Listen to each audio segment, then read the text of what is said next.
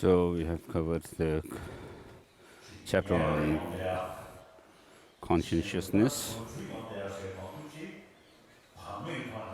So many of our mistakes are committed because of being not heedful, conscientious.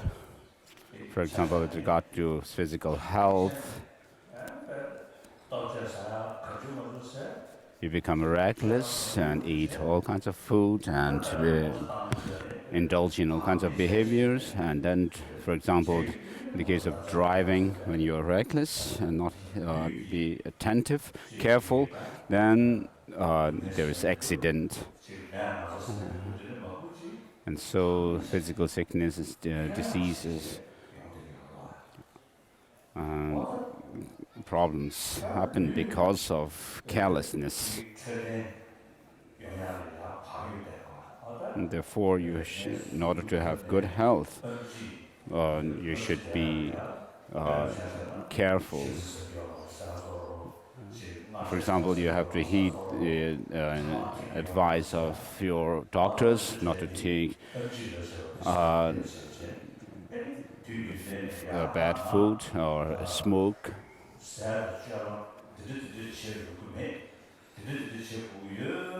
And on a daily basis, you should be mindful of all these instructions and be heedful.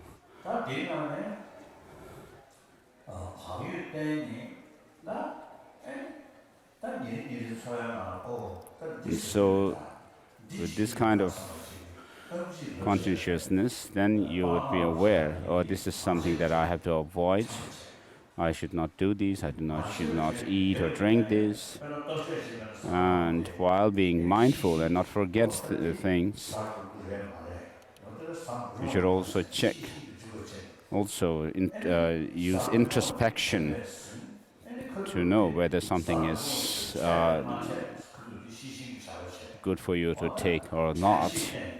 And therefore you use mindfulness and introspection, and you avoid being tainted by the mistakes, wrongdoings.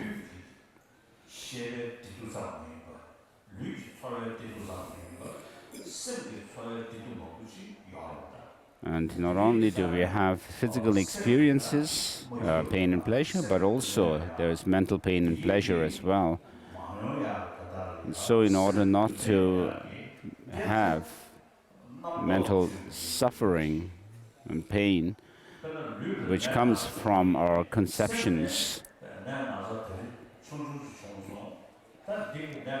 For example, if you have a physical sickness, you may think that you have a very small sickness, and in order for it not to aggravate, you will you'll be careful how you behave and what you eat and so forth.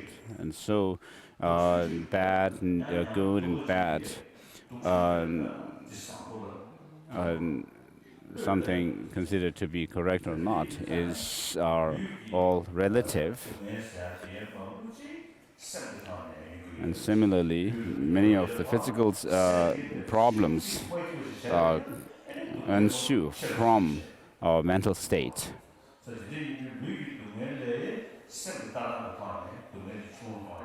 So,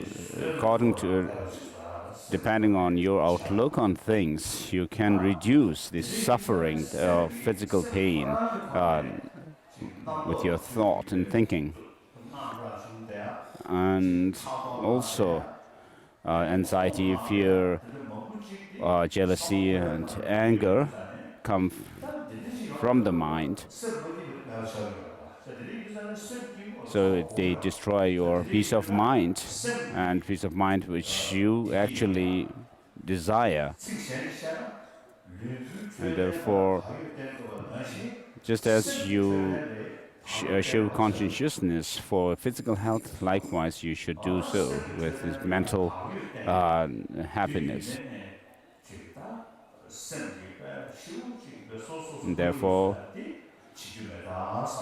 on a daily basis, you should be alert and careful not to be overcome with all these emotions which destroy your peace of mind.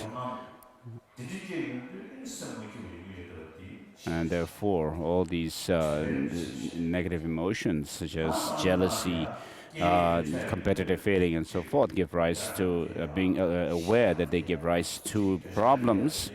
You should not be overcome by them.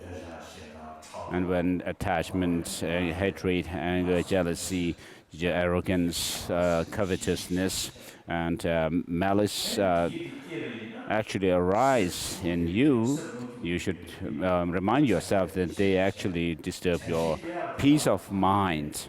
And therefore show consciousness, show introspection. In order for that to happen, you should show conscientiousness. And therefore, for physical health as well as mental health, you should need conscientiousness and introspection. So they help to refrain from wrongdoings.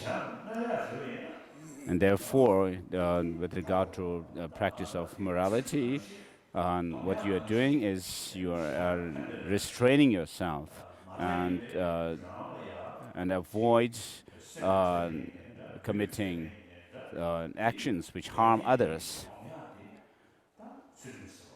So morality is about restraining yourself, self-discipline. So you keep self-discipline, practice self-discipline, which cannot happen by force.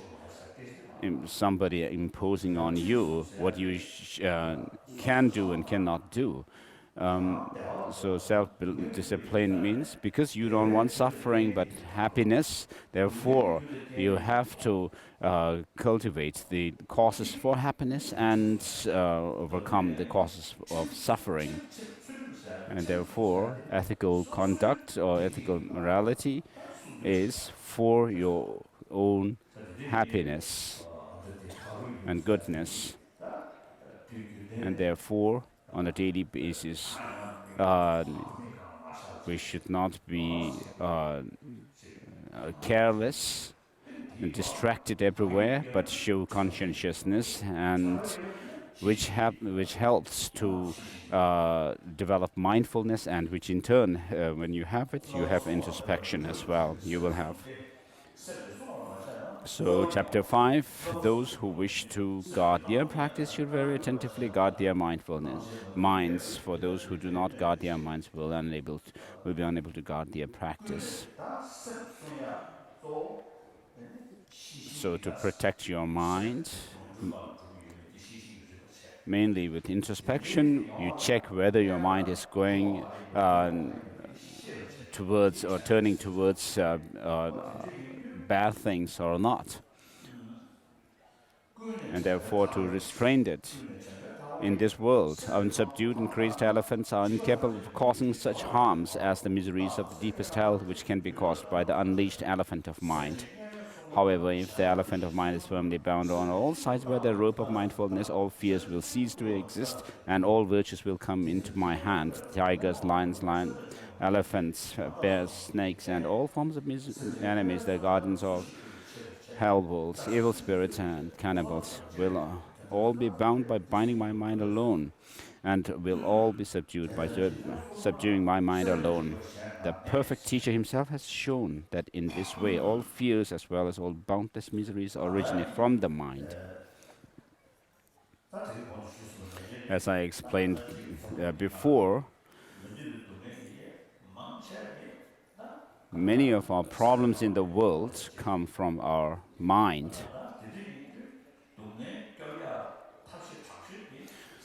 So to avoid suffering, best method is to protect your mind. Who intentionally created all the weapons for those in hell, who created the burning into iron ground, from where did all women in hell ensue? The Mighty One has said, well, all things are the workings of a negative mind. Hence, within the three world spheres, there is nothing to fear other than my mind. If the perfection of generosity were the alleviation of world's poverty, then since beings are still starving now, in what manner did the previous Buddhas perfect it? The perfection of generosity is said to be the thought to give all beings everything, together with the fruit of such a thought, and hence it is simply a state of mind. How nowhere has the killing of fish and other creatures been eradicated for the attainment of merely the thought for the sake of things, is explained as the perfection of moral discipline, unruly beings, and so forth. So with regard to virtuous practices such as the perfection of generosity, morality,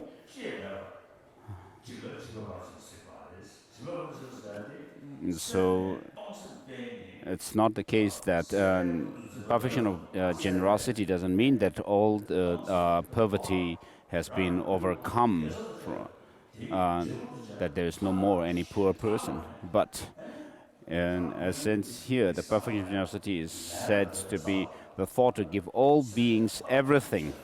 So for the sake of for the sake of sentient beings alone, you think of giving everything, and feel when you have no sense of loss when you give, and you're able to give everything to sentient beings. That is the perfection of generosity, and you can give things within the understanding that the giver, the gift, and the person who is given, and the action of giving everything is being merely designated, and therefore you see everything having no independent existence, but merely conventionally existent, and therefore you see everything as being like illusion. And within that state of mind or understanding, you practice generosity and so forth. And so, as Madhyamaka Avatara by Chandrakirti says, all suffering and pain and pleasure are rooted or come from or created by the mind.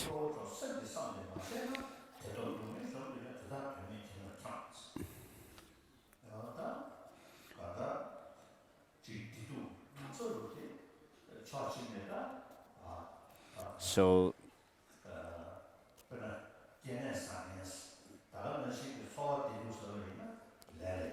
the different life forms and also the practice, the experience of pain and pleasure come from karma. And karma is not something that comes from outside or without any causes, but karma is an action which is created with some motivation, and the fruit of that is the effect of karma, and therefore we talk about the karmic causality on the basis of motivation. And so things do not come from things which are not causes, and they do not come from incompatible causes and conditions, and they don't come from permanent causes, unchanging causes. And therefore, action can be, we can talk about bad and good actions on the basis of, in relation to the motivation. We talk about violence and non-violence, or harming and not harming others, which are very difficult to judge from external physical expressions or verbal expressions. But something may appear to be violent physically or verbally, but then if the motivation is good, then that action is essentially good. But people may give you gifts and talk nicely, but with a motivation to deceive you. So in that case, if such is done with that kind of motivation, although physically or verbally the person may be showing very nice expressions, but then these actions of giving gift and talking nicely are essentially negative. And so you have to differentiate violence and non-violence, or harming and non-harmful actions on the basis of the motivations. So our pain and pleasure, happiness that we want, come from the mind, and therefore moral or immoral, morality and immorality are based on the mind, your motivation. So if you have a bad motivation and try to show physically doing if you are doing something good, that is actually immoral. And if you practice morality, then everybody else benefits.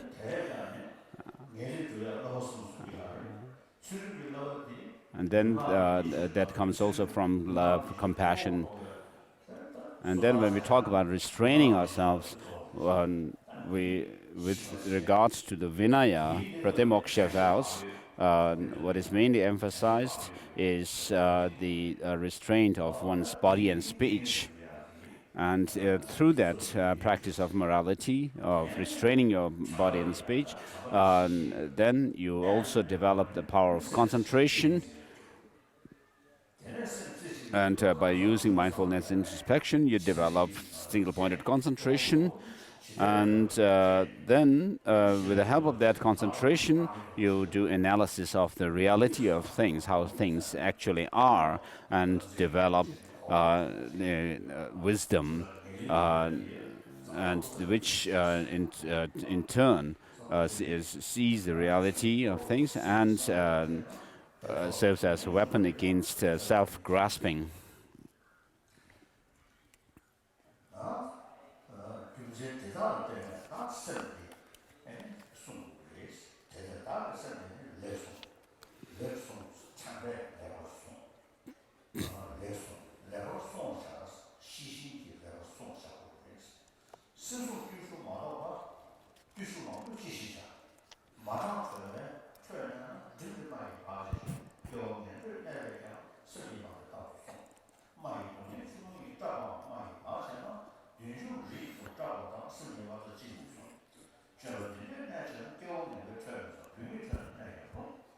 Verse 21.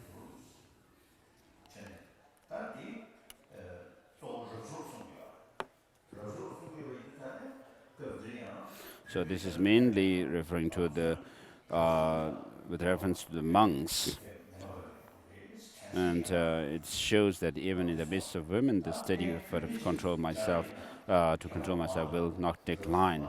Now, in the case of women, like novice nuns or bhikshunis, for them also, in order to keep their morality pure through with the force of mindfulness and by showing mindfulness and introspection, even if you are amidst men, the steady effort to control yourself will not decline. And in the 8th chapter, chapter on concentration, so Shantideva talks about being in solitude, being taking the mind away from the objects of attachment. And there also is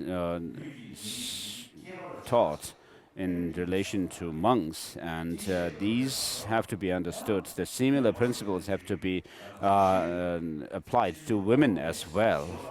And so a friend of mine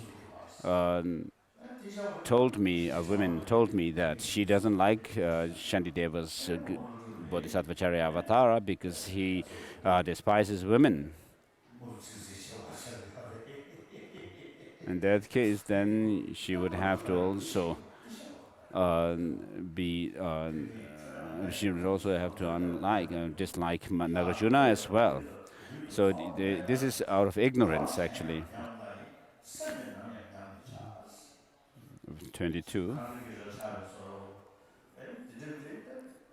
So even if you miss doing some prayers or your sadhanas and so forth, it may not be too bad. Of course, sometimes we say, oh, it's not too bad, and then we become complacent. So physical, even if you may not be, you may miss to do physical and verbal practices, Dharma practices, but you should not miss engaging your mind in virtuous practices, because this is dangerous. OU 23.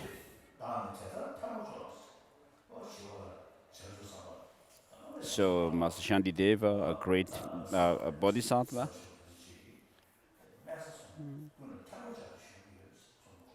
who has reached Bodhisattva grounds, is saying here, O you who wish to guard your minds, I beseech you with folded hands. So those who have faith in Shantideva, Master Shantideva, and who also listens to his teachings,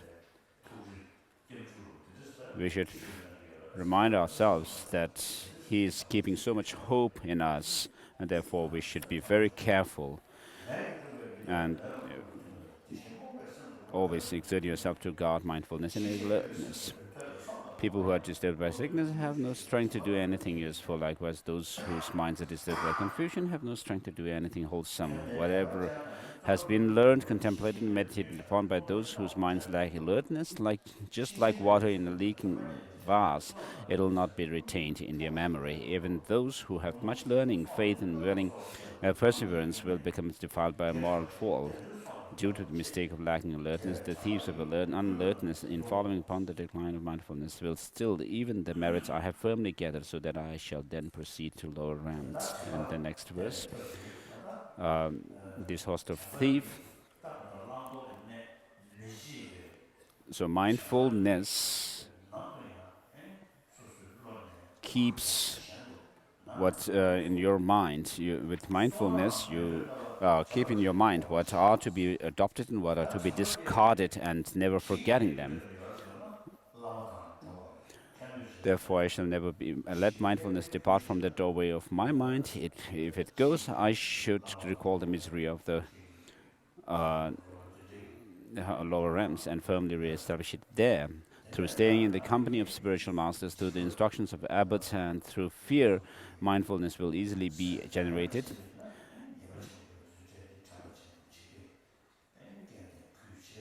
Unfortunate people who practice with respect.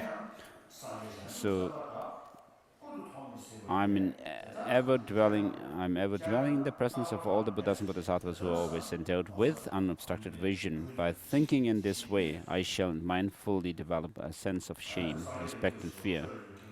We take refuge in the Buddha, Dharma, and Sangha, and we keep faith in them, the objects of refuge.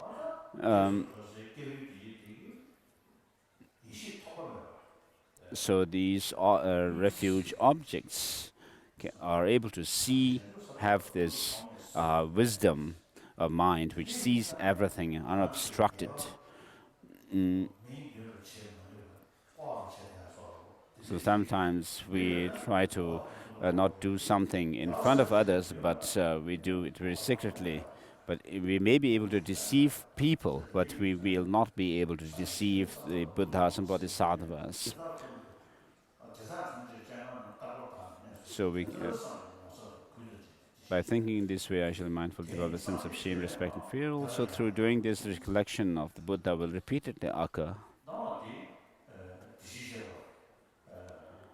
So the Tathagatas, whose wisdom mind pervades wherever everything that is there to be known.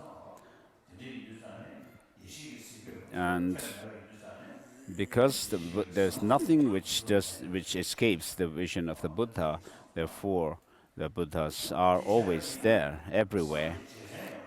And this helps to recollect the Buddha. And sometimes we do tantric practices. We invoke the wisdom beings, and we have a kind of a notion that unless the Buddhas are invited, they are not in front of us. Whereas once we invite them, they are here. That's not the case. So wherever the Buddha's mind goes, there the Buddhas are.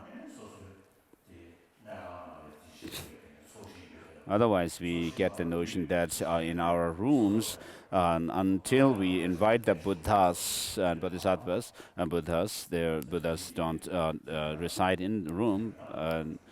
So that's not the case, and we become rather complacent.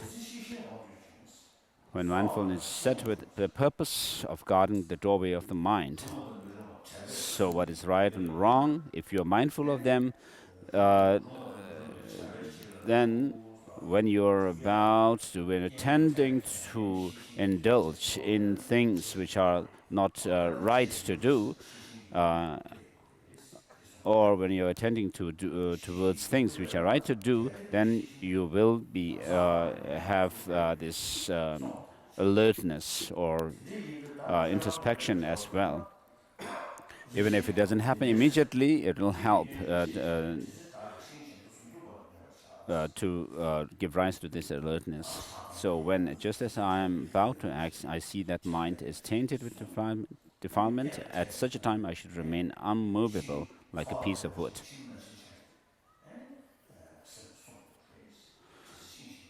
So when you meet with the condition for these wrong states of mind, you should be like a piece of wood, unmovable. Never should I look around distractedly for no purpose. With a resolute mind, I should always keep my eyes cast downwards.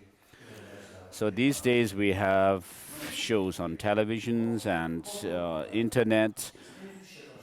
Of course, these can be used for educational purposes. We should know what's going on around the world.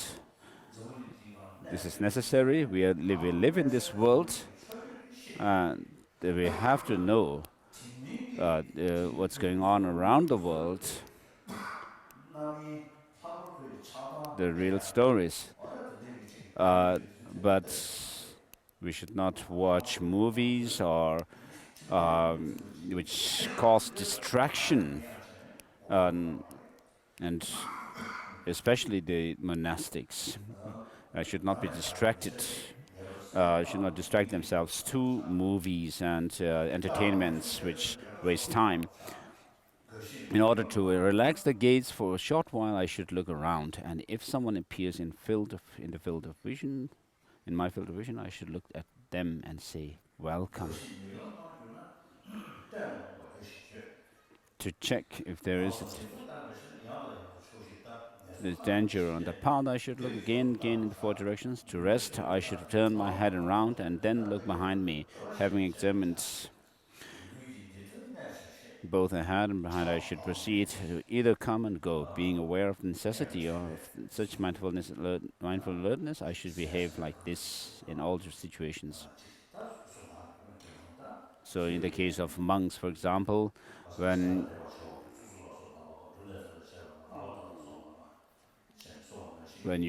there are certain rules which with regard to how you actually, the manner of eating and also moving around and going to bed and so forth. You have to know all of these precepts and accordingly practice. With the utmost effort, I should check to see that the crazed elephant of my mind is not wandering off, but is bound to the great pillar of thinking about Dharma. Those who strive by all means of concentration should not wander off even a moment by thinking, how is my mind behaving? They should closely analyze their mind. However, if I'm unable to do this, if there is a great danger of an immediate danger of earthquake or some dangerous thing happening around you, then you have to check. When afraid or involved in celebrations, then I should relax. Likewise, it has been taught that at times of giving, one may be neutral to certain aspects of moral discipline.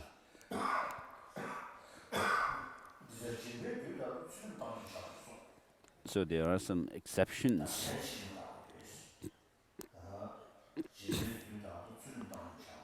So when practicing giving, it says you should leave moral discipline neutral. I should undertake whatever deed I have intended to do and think of doing nothing other than it. With my mind applied to that task, I should be set about for the time being to accomplish it. So when you actually uh, are doing something, then you have to focus on that. Otherwise, if you are just going about here and there and touching things without finishing them, then it's not good. You will not have anything to finish, complete it. By acting in this way, all will be done well. But by acting otherwise, neither action will be done.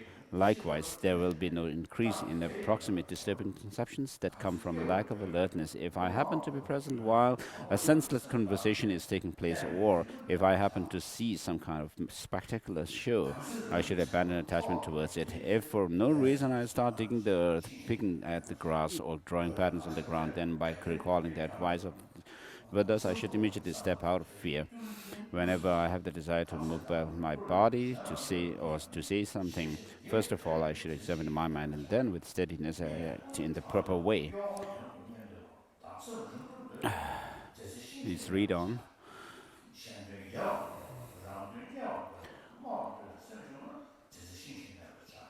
Whenever there is attachment in my mind and whenever there is desire to be angry, I should not do anything nor say anything, but remain like a piece of wood.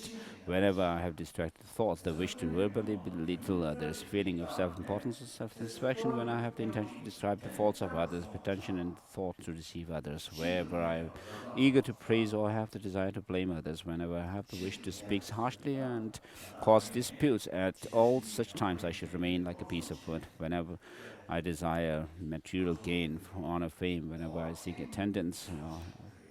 So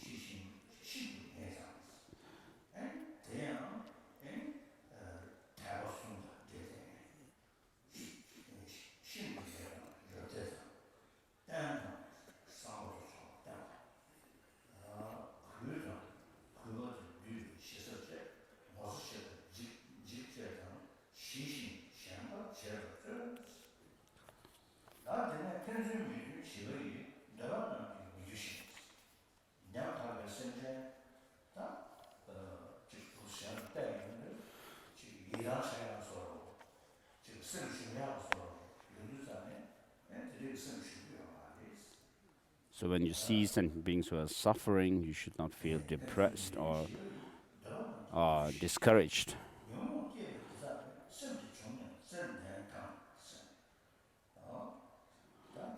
Verse number 55.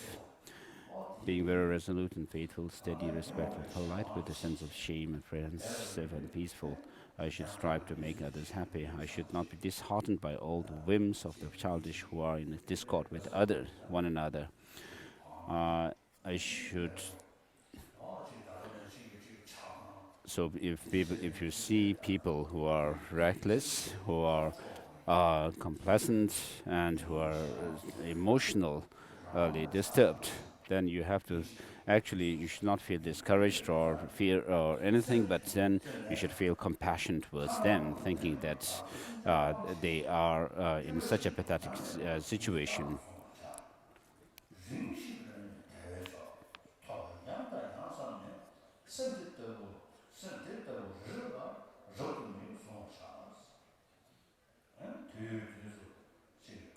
Verse 57.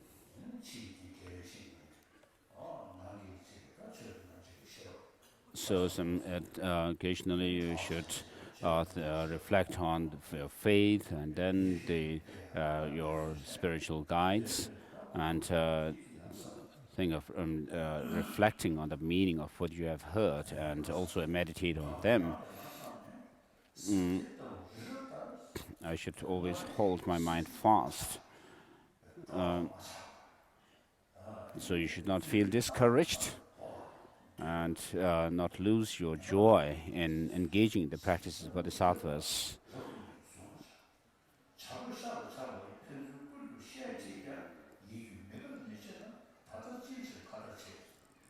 If mind you are not unhappy, not made unhappy when this body is dragged or tossed about by vultures greedy for flesh, then why are you so concerned about it now? So from this verse, So, of course, we use our body, speech, and mind to practice virtue. There are obstacles, such as being attached to your body. And so this shows the antidote to that. Verse number 59 on page 43. Holding holding this body as mine. Why mind do you regard it so? Since you and it are separate, what use can it be to you? Why, confused mind, do you not hold on onto a clean wooden form? So we actually cherish this body so much. But first, we have to protect the body in order to practice the Dharma. In the 400 verses, you may see the body as being like an enemy, but you should still protect it. And then in Haribhadra's commentary on Abhisamaya Alamkara, the clear meaning. So this body, because of this body, we have the sicknesses, suffering of sickness, birth, aging, and death.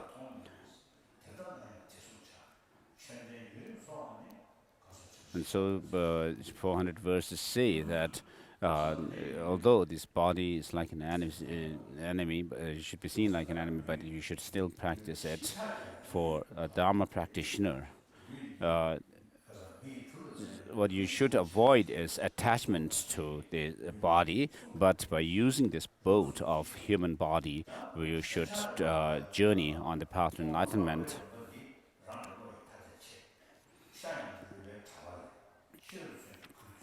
And so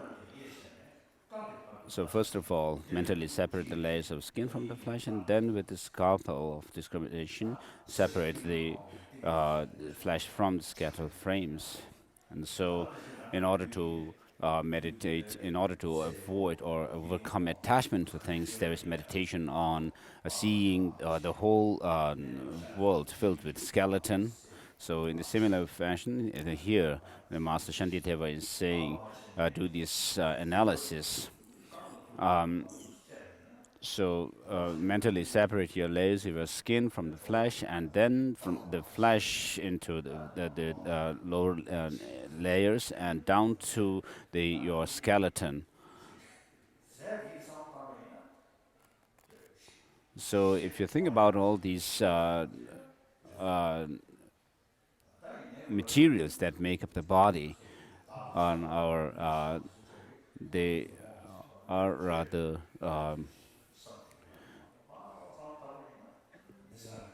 abhorrent. So if you think about the body as a whole, it is like a machine for producing the filth.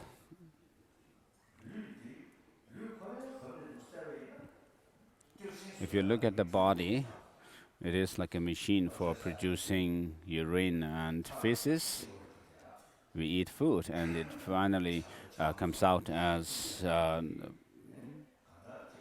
feces, and then the drinks we take, finally from them comes our urine. And so the urine and feces are produced by this body. So it is the machine for production of them. So if you just leave the body aside, then it is merely a machine for producing urine and feces. But biologically, we have the seed for compassion, and then we also have this human intelligence. And therefore, by training our mind, what we can do is we can actually fulfill one's own short-term and long-term goal. And this is what we should do, responsibility. And other than this, there is nothing we can do.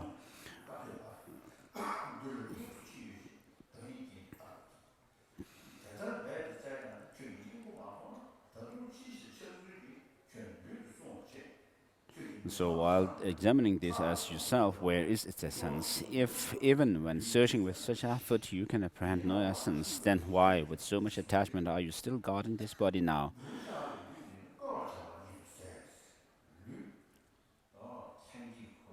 So verse 66. Truly this body of a human being should only be employed in the practice of virtue. So this human body, and also when we look at and also the other mammals like cats, dogs, and so forth, they are brought up uh, under the care of one's mother, and so because of that, because their survival depends on the mother's milk, and therefore uh, the mothers take care of and show affection to the babies. And if the mother doesn't have affection and love towards its baby, then it will not take care of it. And therefore, the mere uh, survival of the baby is, as long as the condition is that you have to survive under the care of one's mother, of course, you have to rely on that mother's care. I have said in Hawaii and in places which are near the oceans, after the turtles give rise to lay their eggs, and then the mothers leave the eggs, and after that, the baby turtles do not meet their mother at all, but they have to actually survive on their own, and so there's no protection from mother and no meeting with the mother at all. And if in such because of this, if the mother and the baby turtle were kept together, then maybe they cannot appreciate affection with each other. But in the case of humans, for at least few years, the baby is taken care of and nurtured by the mother. The baby cannot be self-sufficient, cannot take care of itself, and this is the similar same in the case of birds and other animals, mammals, and therefore the mother gives love and affection to the babies, and this is more or less related to the baby's reaction as well. When the baby, the other side, changes its attitude towards the mother, then that kind of affection will be lost.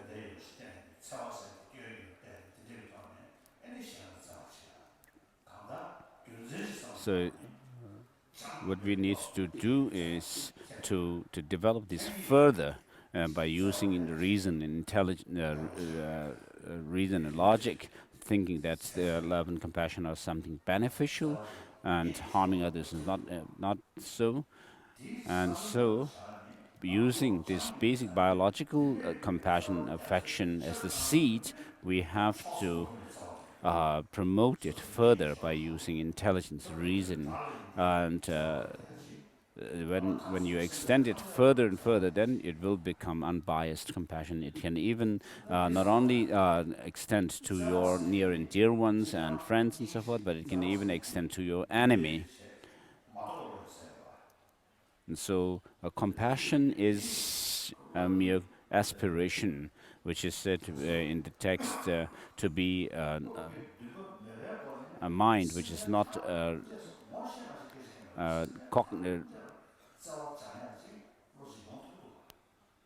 valid cognition as such. So this, if you think about compassion, it can actually cover all kinds of beings, whereas hatred is it cannot extend to all beings. You have to have some absolute target. it has to be focused on a specific person or being. So you cannot have hatred aimed at all sentient beings, but you can have compassion aiming or focusing on all sentient beings. If you train your mind to to cultivate hatred towards all the sentient beings, it may not happen, because for hatred, what you need is an absolute target that you become angry at, because it is helped by some kind of a wrong determination or a certainty. So if you think about this, it makes some sense. So how to understand how the afflictive emotions work, and how the opposing factors work.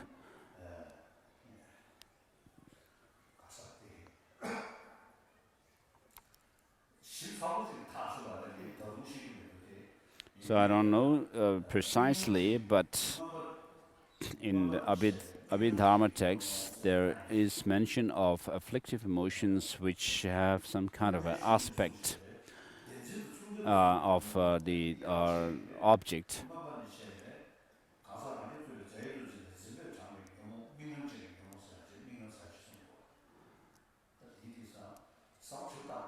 So we have to think over these things.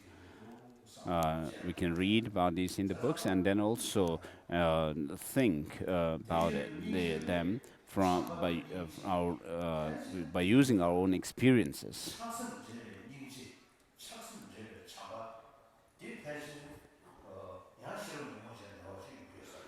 So love and compassion, there may be the love and compassion which give rise to attachment.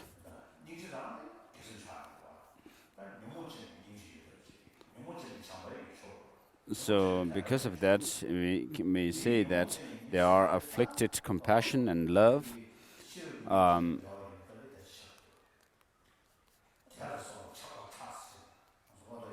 So there maybe we have to check whether they come from the afflicted emotions.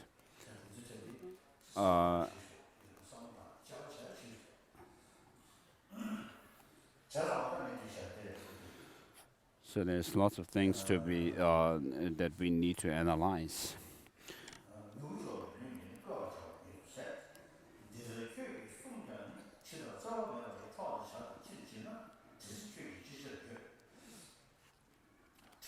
Verse 68.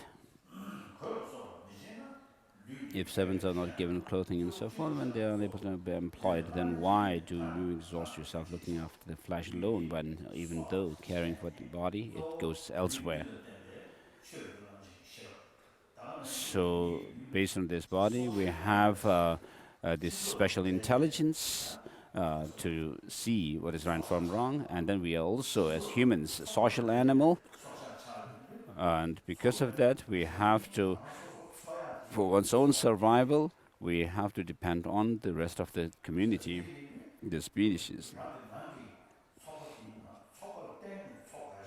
Since we are dependent on the community, and therefore we have, it's maybe easier to cultivate compassion towards these, towards other human beings. And so it may be the case with the other social animals as well. They have compassion for each other.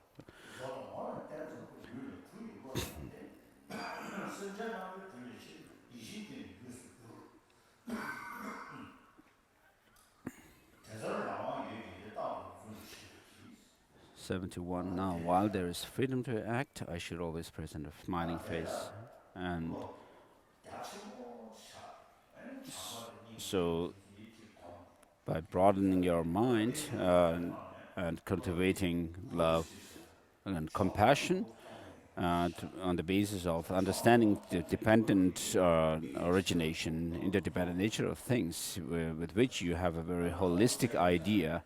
Um, for example, when you understand under dependently arisen things, and you become angry at somebody, and you will find that the fact that you became angry is because of so many factors, and therefore, when you go into those factors which has given rise to the anger, you will find that you yourself are included in them. Right from the beginning, the person whom you consider to be enemy was not your enemy. At your birth, the person is not your enemy.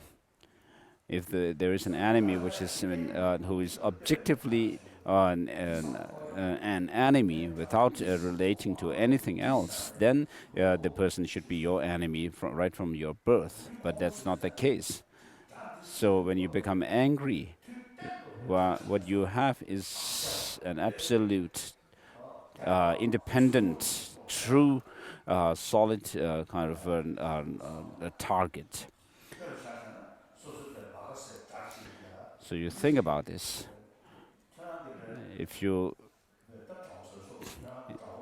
have some sworn enemy, and if you hear from somebody that, oh, that person is praising you, you would not believe the person, because that person is, you have considered that person to be your sworn enemy, and that cannot be changed in your mind. So in relation to such an enemy, when you hear that that person, that enemy, is praising you, you become completely shocked. Like, it's think that that's unbelievable. That is because of seeing the enemy as some absolute target, absolute, 100% negative, and therefore, because of this, then you also have all kinds of wrong, improper conceptions about the person, and intend to intensify that anger. So on the one hand, you cultivate love and compassion, and on the other hand, you also develop this holistic outlook on things. Then that intensity of negative emotions will be reduced, and the more they are reduced, you have greater calm. And as an expression of the calm mind, you are not depressed. You'll be smiling and relaxed, and therefore I should always present a smiling face and cease to frown and look angry. I should befriend and counsel. You should, whenever you see somebody, another person, you should have this feeling that I'm meeting another person, another human being. This is what I do. I don't think that I'm a Buddhist and this person is not Buddhist, and I'm not Tibetan and he's or she is not Tibetan. But I always consider them to be same human being, and therefore I feel very close, as if I have known them before. I don't talk nicely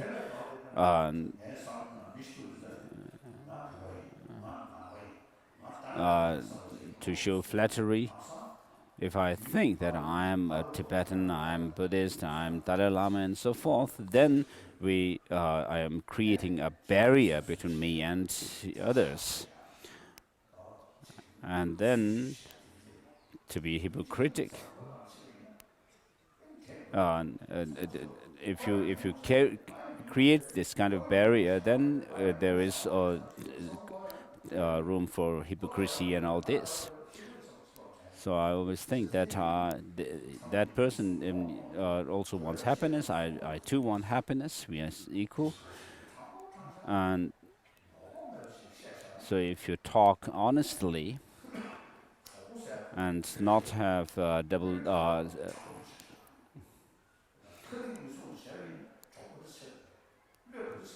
double dealing, then you cannot have trust. And without trust, how can you have friends? So human beings need friends. For that, you need to be honest, transparent.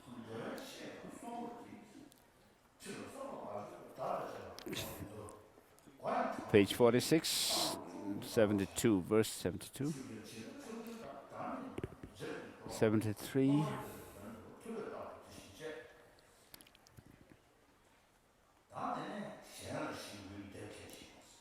With respect, I should gratefully expect unsought after words that are of benefit. So you encourage others.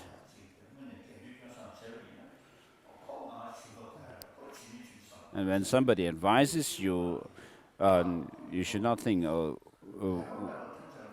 what business he has to tell me such.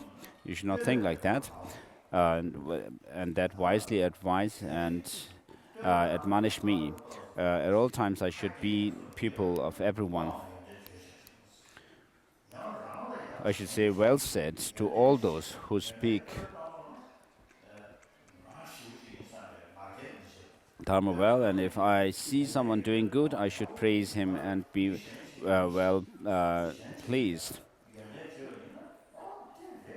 So if you hear someone behind your back despising you, you hear about that from another person, you should actually try to praise that person. I should discreetly talk about the good qualities of others.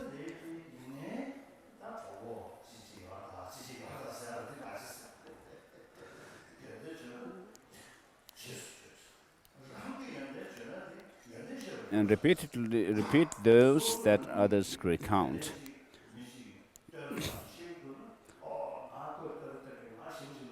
So when you hear someone praising another person, you should not.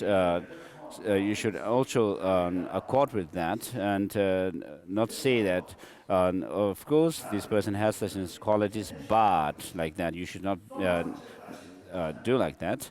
And if someone praises you for your good qualities, you should not feel yourself to be very important or anything like that. You should not have arrogance. All deeds of others are a source of joy. And so your body, speech, in your body, speech, and mind, if you dedicate for the welfare of others and for their joy, that would be rare, even if it could be bought with money. And so you would be not, you would not have fear, anxiety, or suspicion. So this cannot be bought. Peace of mind cannot be bought in the market. Even if you go to the market and shout at people that you want joy, peace of mind, people will laugh at you. And so the peace of mind should be cultivated from within.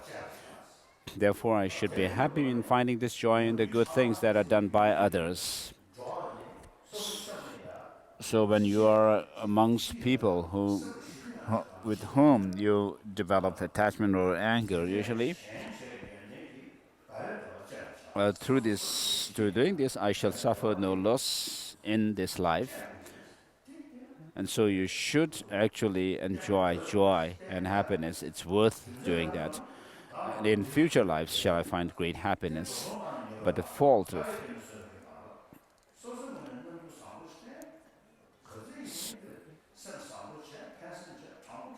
So when you're honest and have this altruism, be altruistic towards others, and people like you also, and you feel peace of mind. This is not something that you have bought with money,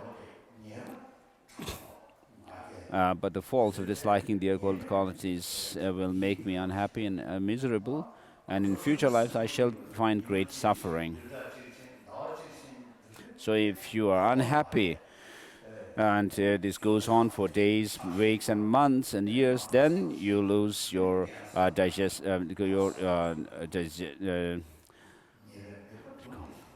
you are not able to you lose your health and not you will become you will lose your appetite for things food, and then have bad health. 外面把上面看那么大熊的脚吧。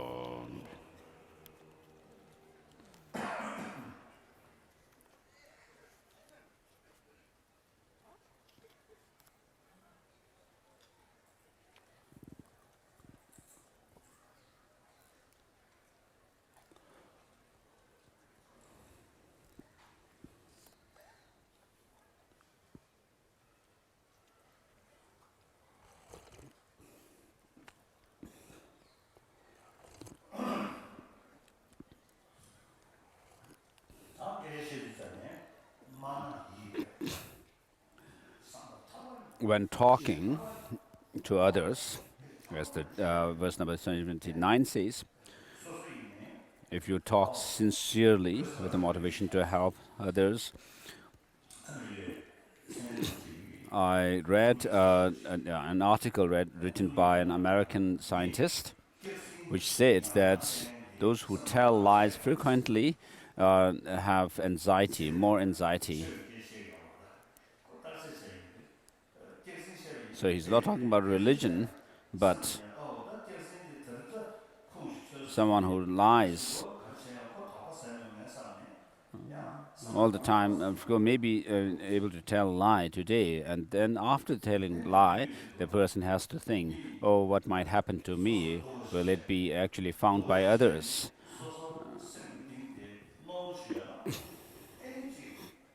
Then when you have some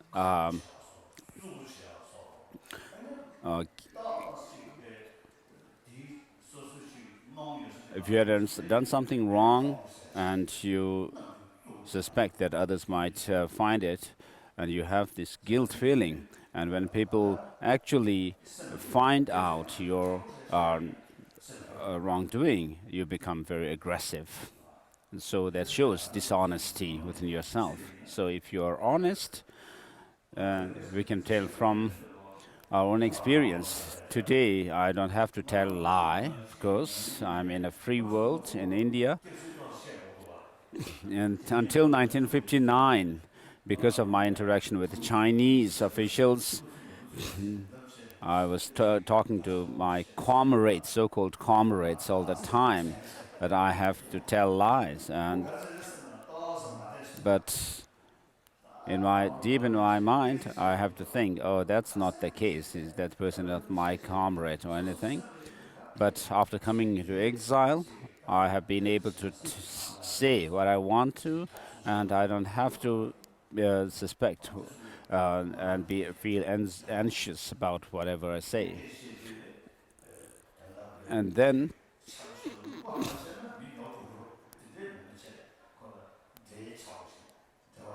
and it says, when talking, I should speak from my heart. So you should talk sincerely and is what is relevant. So if you talk a lot and it makes no sense and it has no relevance, people will feel bored. Making the meaning clear and speech pleasing. I should not talk out of desire or hatred, but in gentle tones and in moderation. Moderation is like neither talking too long nor too short. When we're holding someone in my eyes, thinking I shall fully awaken through, depending upon this being, I should look at that person with love and an open heart. So when you see other sentient beings, you should think that because of these sentient beings, I will be able to accumulate merit and overcome negative actions, and thereby I will reach enlightenment. So with that understanding, you should look at beings with this thinking I shall be fully awakened and so forth. always being motivated by great aspiration,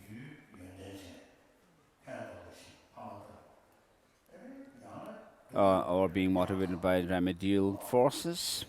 If I work in the fields of excellence, like parents and a benefit, and misery, like where people in need, uh, sick people, great value, virtue will come about. Endowed with wisdom and joy, I should undertake all that intends to do.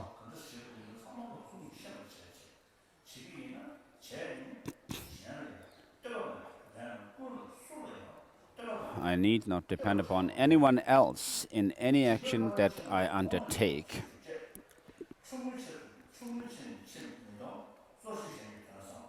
The perfections of generosity are progressively more exalted, but for little morality I should not forsake great gift. Principally, I should consider what will be of most benefit for others.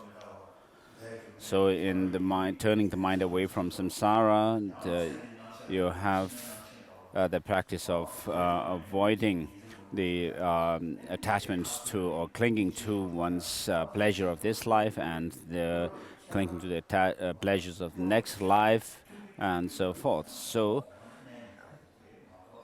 you have to develop these progressively. You cannot have the higher experiences without building them up from the lower ones. When this is well understood, I should always strive for the welfare of others. So whatever you do, whatever you try to undertake, you have to see which is greater benefit and uh, what is right and wrong to do. The few of seeing merciful ones have allowed the Bodhisattva to do some actions that for others were forbidden. In the Pratimoksha Vinaya rules, which is meant for one's individual liberation, and for which you keep the vows of Patimoksha.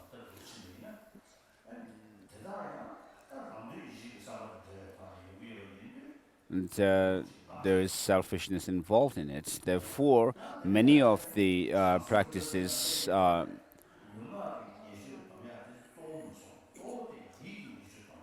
in the Bodhisattva yana, many of the practices have to do with the mind and not not emphasizing body and speech. So many of these practices which are prohibited in the Pratimoksha are given or allowed for bodhisattvas because of not being selfish. I should divide my food amongst those who have fallen to lower realms, to those without protection, and practitioners, and eat merely. So practitioners meaning like those who are monastics, who are keeping celibacy, and eat merely what is sufficient for myself, except for the 3 robes. I may give away all. So if the monks, the bhikshus and bhikshunis separate themselves, are separated from themselves from the 3 robes, then they are actually committing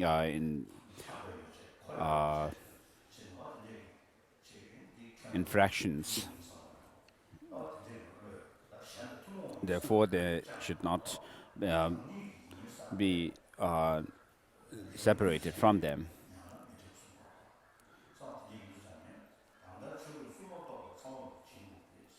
And so you have to share it, whatever extra things you have as monastics, except for the 3 robes, you have to share with the rest of the community. This body, which is being used for the sacred dharma, should not be harmed by only slight benefit. For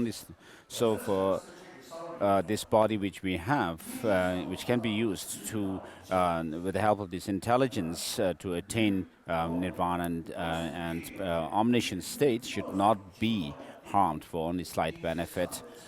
By behaving in this way, the wishes of all beings will be quickly fulfilled. So, cultivating compassion, and you have reached a very high level of compassion where you are able to see everything as being like an illusion, then at such a point you are allowed to give away your body. Until then, not. So when you have reached that level, you are permitted to give your body. Those who lack the pure intention of compassion should not give their body away. Instead, both in this and future lives, they should give it to the cause of fulfilling the great purpose. The Dharma should not be explained to those who lack respect, to those who, like sick men, wear cloth around their heads, to those holding umbrella, sticks, and weapons, to those with covered hats, nor women, and so forth.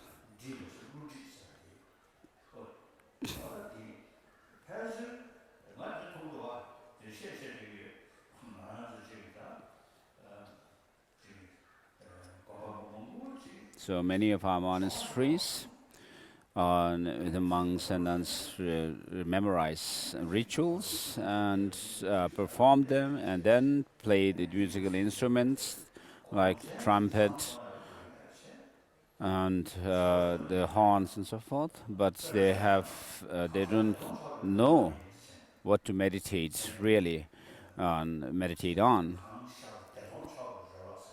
Whereas in the prayers, you come across lines like, whatever appears to you are like the sports of the bliss and emptiness. And therefore, you have to first of all understand what bliss is, what the emptiness is, and then how you actually unite these two and have the experience of bliss and with emptiness, and then you see, then to be able to see everything being like an illusion and a spot of this bliss and emptiness. So otherwise, you'll be like a parrot, just repeating the lines and not having any understanding of the prayers.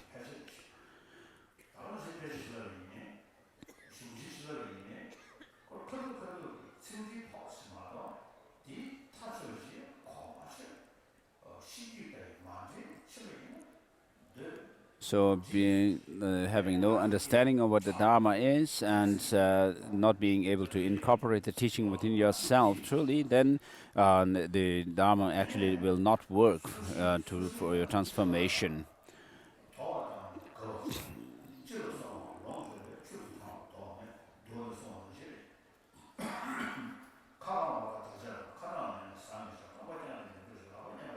Verse number 90, 91, 92. These are in accordance with the Pratimoksha vows.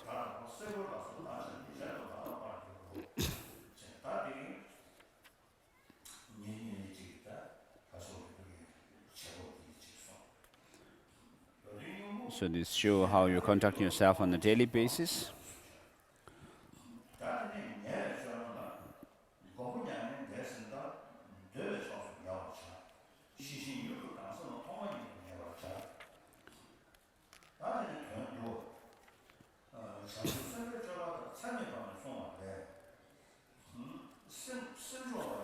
The verse number 97 is a summary of what has been what has gone earlier. And 3 times by day and 3 times by night, I should recite the Sutra of the 3 heaps.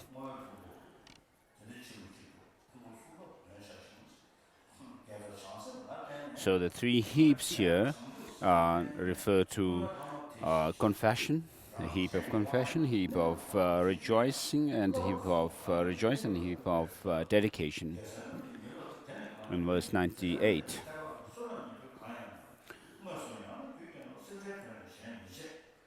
Whether directly or indirectly, verse 101, I should not do anything that is not for the benefit of others. Solely for the sake of sentient beings, I should dedicate everything towards awakening. So, so one main factor for showing conscientiousness, mindfulness, and alertness is your guru. So, therefore, says, never at any cost in my life should I forsake a spiritual friend who is wise in the meaning of great vehicles and who is great Bodhisattva practitioner. So this teacher, guide, or the guru should be learned as well as experienced. So even if the guru may be learned, but if he or she has no experience, then the teachings will not be not come from like a fresh experience, and will not be like an alive.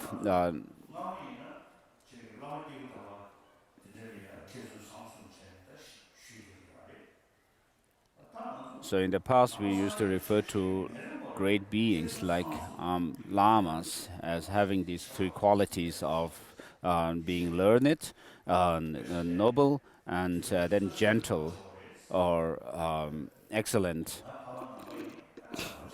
So, but then we, as Buddhists, we should, each and every individual should have these qualities, should develop these qualities. So you should have faith in the Dharma, especially Dharma faith, reason-based faith. And therefore, you need to have learning, be learned.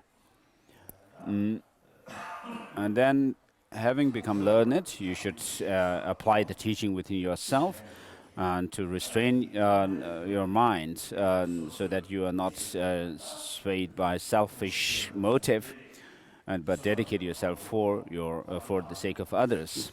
And so, with regard to the practice, how you go about with the practice, it's said in 400 verses.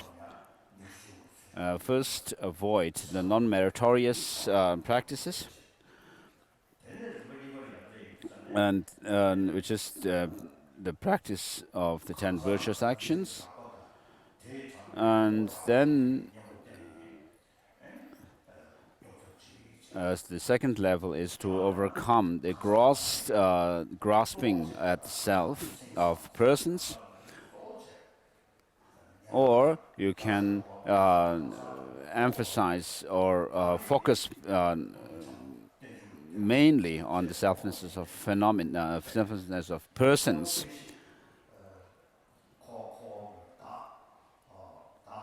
Thinking that you yourself is empty of yourself, who goes around in the cycle of existence, round and round in the cycle of existence, is empty of inherent existence. And then thirdly, as it says in the 400 verses, you have to develop this insight or into penetrative insight into selflessness of phenomena or emptiness, to fulfill the complete purpose, which is to reach omniscient state. And so if you can progressively develop, tread along the path like this, then you will become a wise person, as the 400 verses refers to, says. Someone who understands this is wise. So you should refrain from selfish motive, but dedicate yourself for the benefit of all sentient beings. And if you, in this way, if you become someone who practices the Bodhisattva path, then you will become qualified with the three features of being learned, noble, and gentle.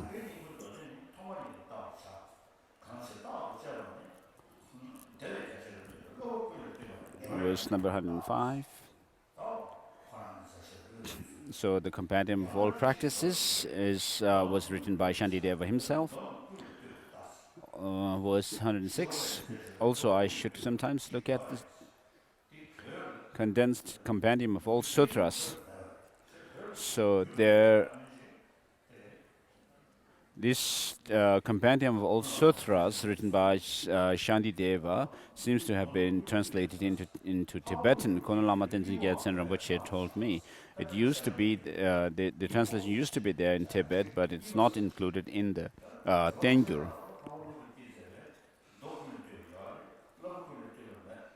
So there are two interpretations here. Some it says here, and I should make an effort to study the works of the same two titles that are composed by the exalted Nagarjuna. And so, regarding the compendium of all sutras, it's referring to refers to compendium of sutra written by Nagarjuna and the Shantideva.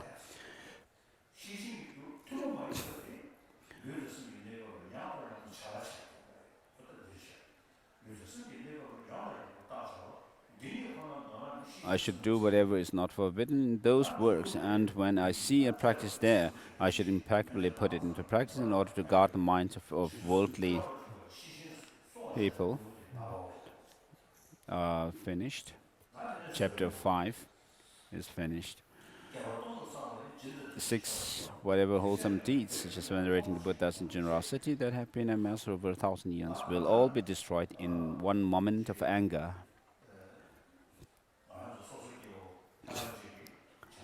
So for an ordinary person, totally ordinary person, if we become angry at a bodhisattva, then such an anger will destroy our virtue, which we have collected over 1,000 eons. And similarly, it is mentioned in the text that if a bodhisattva becomes angry at another bodhisattva, then there is a certain amount of virtue being destroyed. And when a bodhisattva at a higher level becomes angry at a bodhisattva at a lower level, then again they lose certain virtues that they have collected.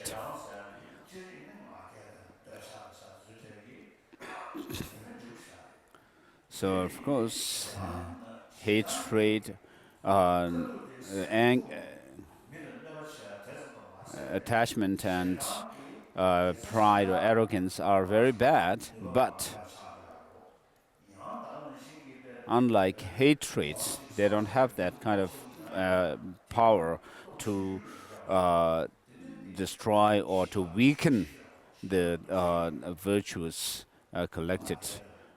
So, hatred or anger has the greatest power to weaken or to destroy virtues that we have collected.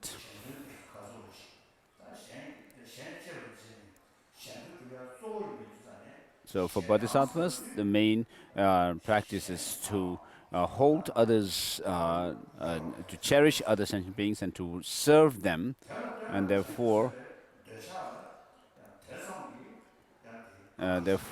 to have hatred, to hate others is very bad for bodhisattvas. So, and compared to that, there is regarding attachment or desire, there are instances when bodhisattvas are allowed to engage or indulge in use attachment or desire for the purpose of others.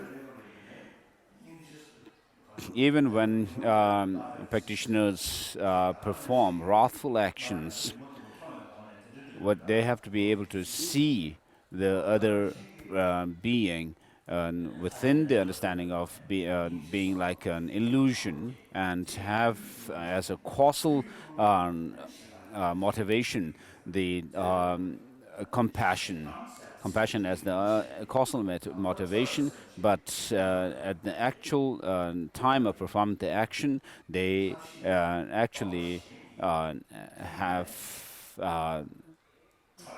whether it's real hatred or anger or not, the expression, physical expression, and would be rather wrathful. And so, in bodhisattva practice, real hatred has no place in bodhisattva practice. But there are times when attachment or desire is allowed. There's no transgression like hatred and no fortitude like patience. Thus I should strive in various ways to meditate on patience. My mind will not experience peace. If it fosters painful thoughts of hatred, I shall find no joy or happiness. Unable to sleep, I shall feel unsettled. So when you are overcome with anger, your peace of mind is totally gone. It's a very a violent state, aggressive state of mind. So when you become so aggressive, whether it actually harms others or not, well, you are completely disturbed.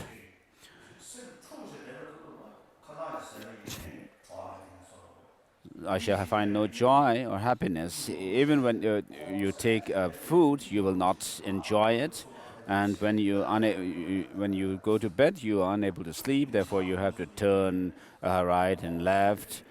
And then the alcoholics, they have to take alcohol, one bottle, two bottles, and then they will actually pile up bottles, empty bottles underneath their bed. And when they meet some friend even, they would talk very roughly, telling them to go away. If you are calm, then even when you meet with someone you consider to be your adversary, then you will not feel disturbed.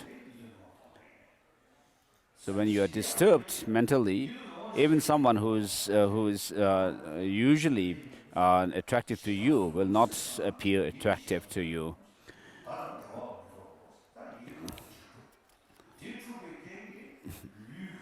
So because of disturbance of your peace of mind, you lose joy and happiness.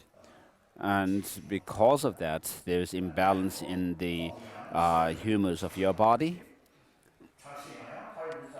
And then when you you will develop blood pressure, and that in turn harms your health.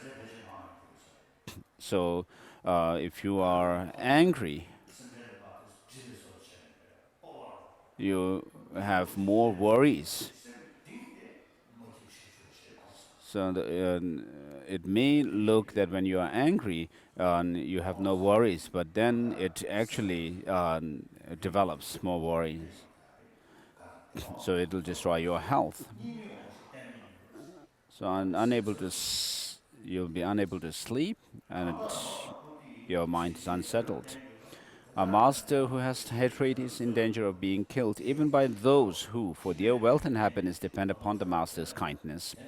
By it, friends and relatives are disheartened, though drawn by my generosity, they will not trust me. In brief, there is nobody who lives happily with anger. So I usually joke that when you meet with something that you consider as unfavorable, then you become angry. So when you are angry, it feels like the anger is actually your protection. So even someone who is very simple usually becomes very aggressive.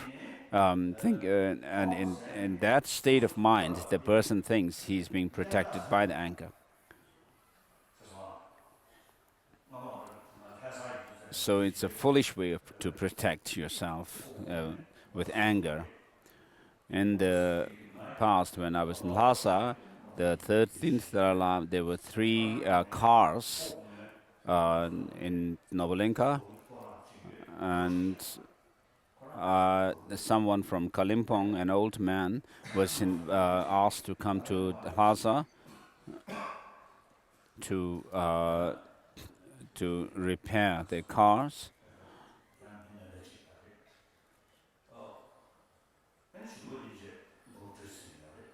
And then there was another person, a second person, and later on Babu Tashi a third.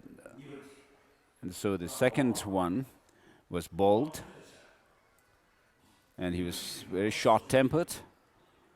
And one day, while repairing one of the cars, he was underneath the car, And while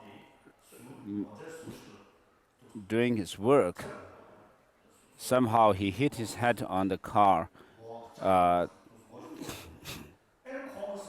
he became angry. And as he became angry, he hit his head again and again.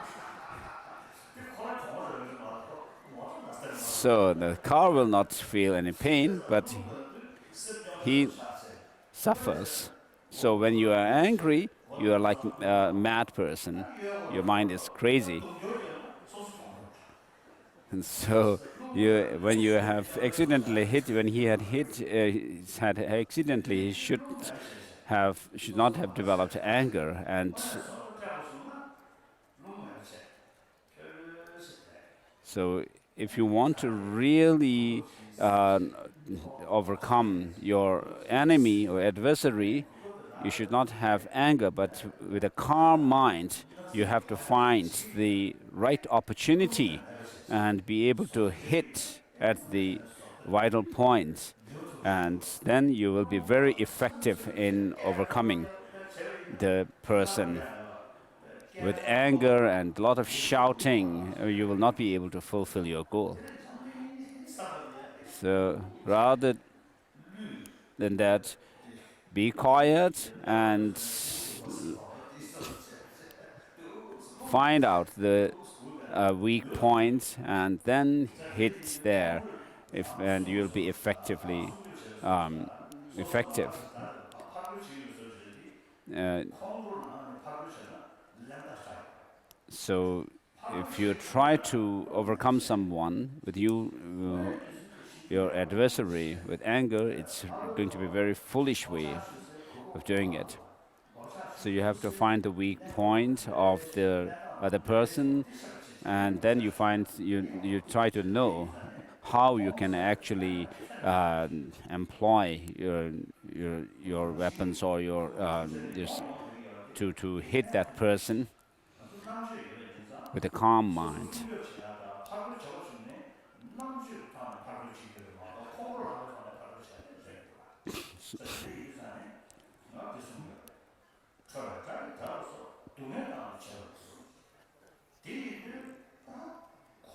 So hence the enemy anger creates suffering such as these. But whoever assiduously overcomes it finds happiness now and hereafter. So without anger, if you can develop peace of mind, then you are wise. And so patience is the means to develop that, to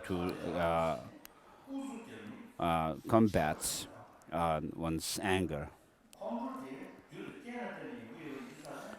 Because anger comes from causes and conditions, the main cause being unhappy state of mind.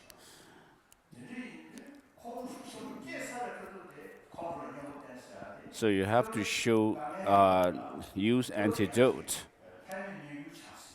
So once the anger is already developed, it's going to be difficult for you to overcome it. But you have to see, you have to become aware when this unhappiness develops within you. Then you have to overcome in this way, called avoid anger.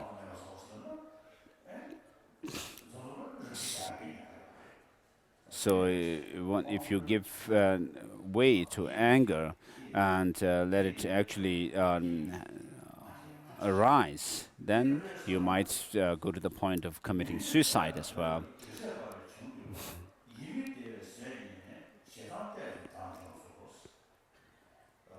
So having found its fuel in mental unhappiness, in the prevention of what I wish for, and in doing what I do not want, hatred increases, then destroys me. So what anger does is destroys your peace of mind, and also it's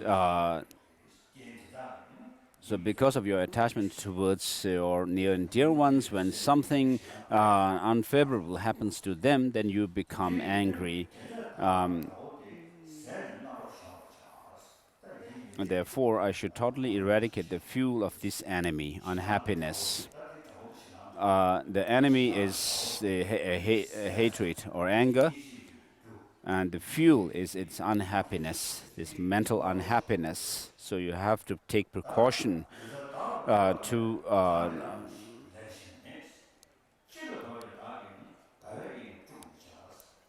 not to give rise to this fuel. For this enemy has no further function than that of causing me harm. So anger has nothing else to do but to destroy you.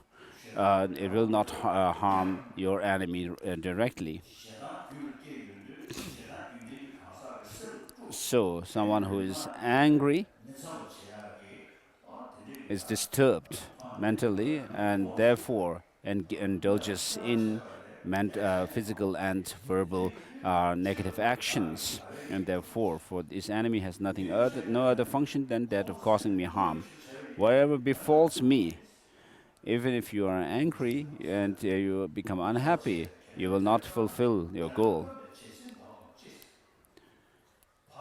So if you develop resentment towards those who harm you, the harm is done already, but your anger will not get rid of that harm. So you will actually suffer more. So you have already suffered from the harm, but if you become still angry, it doesn't help at all. Therefore, it does not have any benefit in this life. And because of anger, whether you express it with your body or speech, but because of the anger itself, you will create negative karma that will harm you in the future lives. So this is what Chandrakirti says in the Madhyamaka Avatara.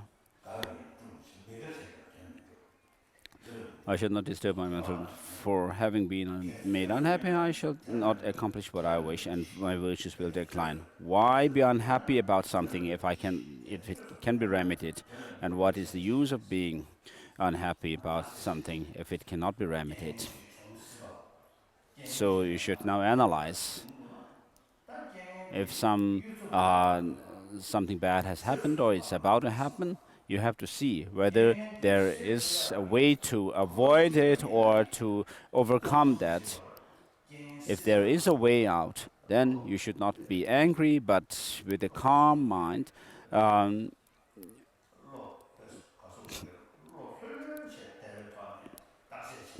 and relaxed state of mind, you have to try to see how you can overcome that misfortune or unfavorable situation. So if there is a remedy, then what need is there to be to worry or to be unhappy? If something has happened and if something has happened to you now, then there's no use of getting angry. And therefore, if there is no remedy, then what use is becoming unhappy with it? So this helps to actually avoid improper attitudes, improper way of thinking. And so what is not useful is avoided. So these are really talking about reality. So as Deng Xiaoping has said, finding truth from facts. So you have to first understand dependent origination, and in order to understand the causal dependence, and then in order to understand the reality of suchness, you have to understand, try to gain awareness about dependent origination of things. And so you have to deal with reality. understanding the reality to deal with these problems. For myself and for my friends, I want no suffering, no disrespect, no harsh words, and nothing unpleasant. But for my enemies, it is the opposite.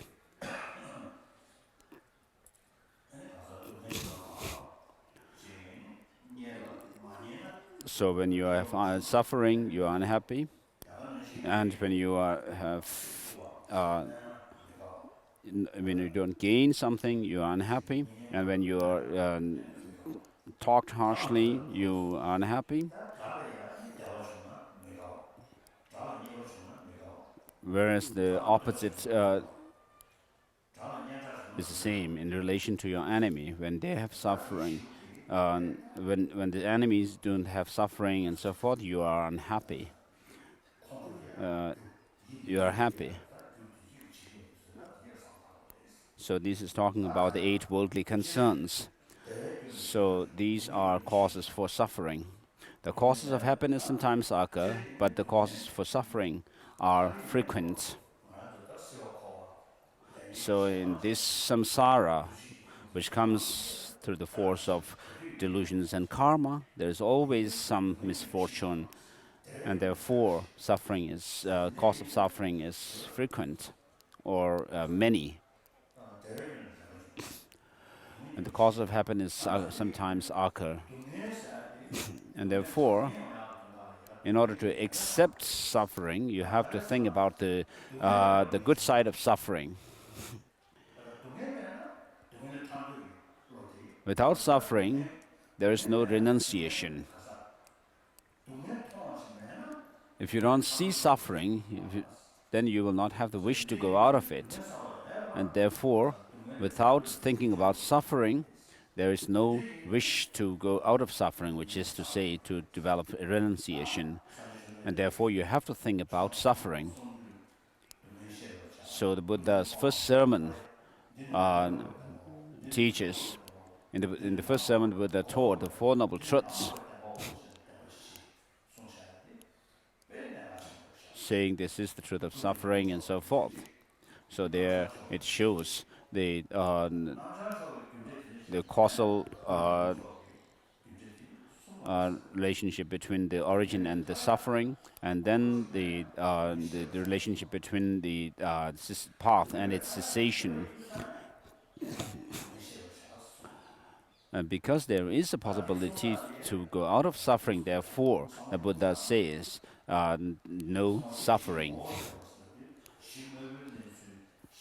So first, the Buddha mentions the suffering, the origin of suffering, cessation, and the path. This is suffering, this is the cause of suffering, and so forth. And then, because we don't want suffering, but we want happiness, therefore, what the Buddha has said is to know suffering and so forth, and the function of that is to overcome the origin of suffering and attain cessation, and then apply the path. So if there is no purpose in engaging and avoiding what we need to overcome and adopting what we need to adopt, then there is no purpose. But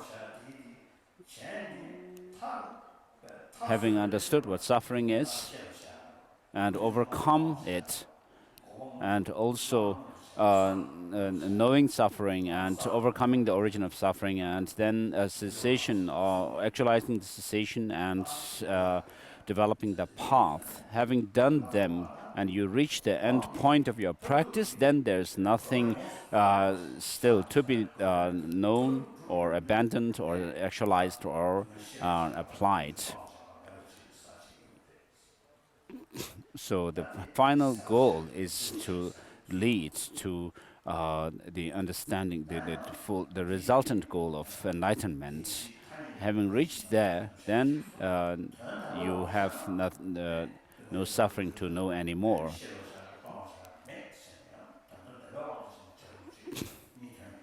So here also we can understand this final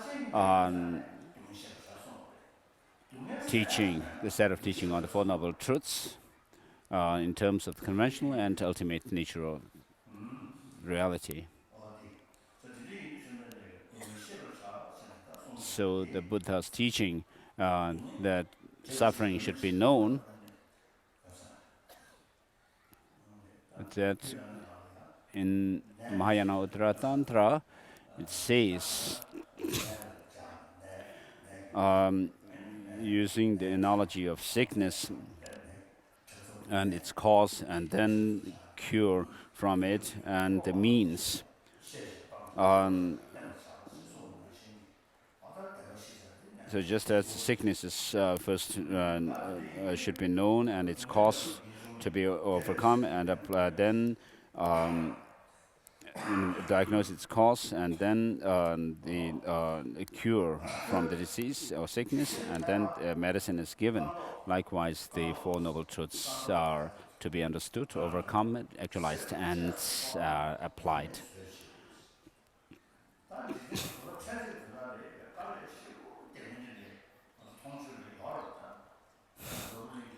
If some ascetics and the people of Karnapa, of course, there are many people who, like athletes, who work so hard, even going all kinds of hardships. They become very sick at times, but because of some title, a name, and money and so forth, they work so hard. If such a hardship is undertaken for a trivial goal, then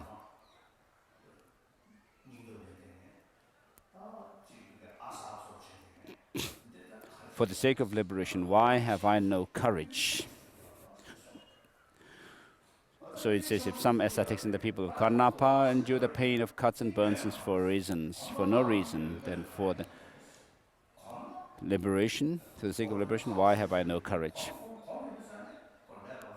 So although I wish liberation, but it's very difficult if you look at the athletes, of course, they are not skilled in the beginning, but they train themselves sometimes from childhood, and then they become athletes and skilled athletes. And right from the beginning, they were not skilled. And therefore, there is nothing whatever that is not made easier through acquaintance. So, through becoming acquainted with small harms, I should learn to patiently accept greater harms. For example, who has not seen this to be so, with trifling suffering such as the bites of snakes and insects, feelings of hunger and thirst, and with such minor things as rashes.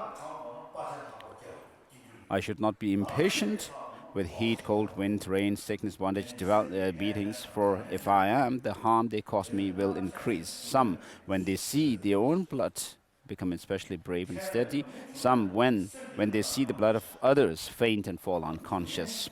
These reactions come from the mind being either steady or timid. Therefore, I should discard harms caused to me and not be affected by suffering. Even when the wise are suffering, their minds remain very lucid and undefiled. For when war is being waged against disturbing conceptions, much harm is caused at the time of battle. So, the disturbing emotions have been with us since time beginningless, and if you talk about overcoming or eliminating them, then you may feel that how can this be possible? It's impossible. Now you have to see that disturbing conceptions are misconceptions, and they have no support from valid cognition or no valid support. Whereas the qualities that you develop on the mind have a very stable basis,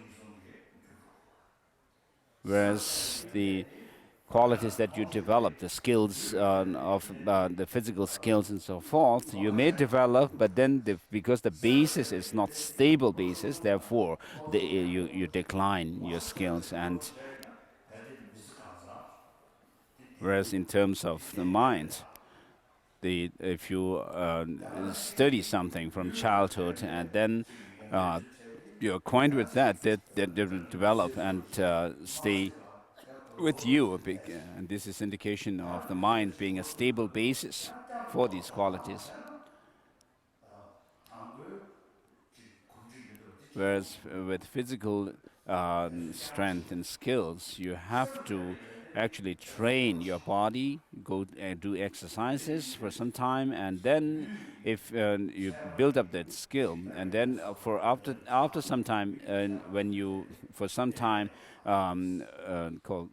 don't engage in those physical activities, you decline in the skills, and you have to build that skill again, and therefore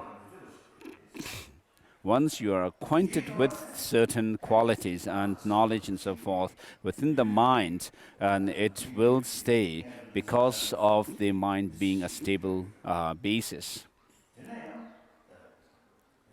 Whereas this is not the case with the body. So this body, we change from one lifetime. We have one body and we die, and then we have another body in the next life. Whereas in the case of the mind, it has different degrees of subtlety, and in the case of the subtle state of the mind, people remembering their children, remembering their past lives, is because of the subtle mind, the imprint that is left on the subtle mind. Whereas as they age, become older and older, then the consciousness or the mind of this life takes over more and more, and then the memory of past life fades. Whereas in childhood, when they remember, it's very clear.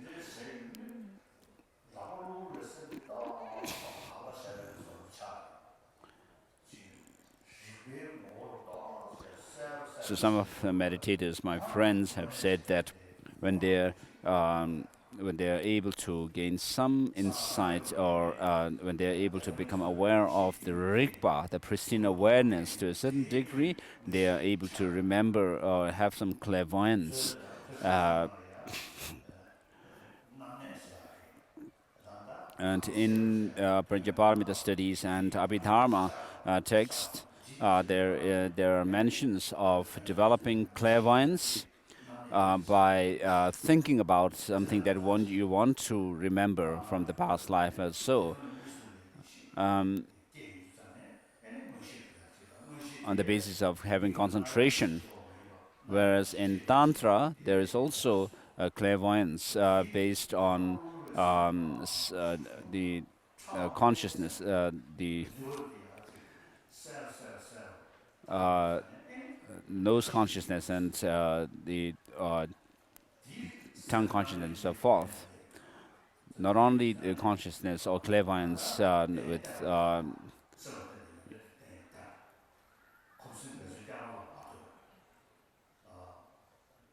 your ears. And so the qualities that are developed on the basis of the mind are stable because of the stable basis of the mind, and because of their having support from valid reason and logic and valid perception, then they can be developed further and further infinitely. Whereas the afflictive emotions do not have the support of valid reason and perception, and therefore, the more you develop or acquaint with them, with the valid cognition, the, wisdom, and so forth, they diminish further and further.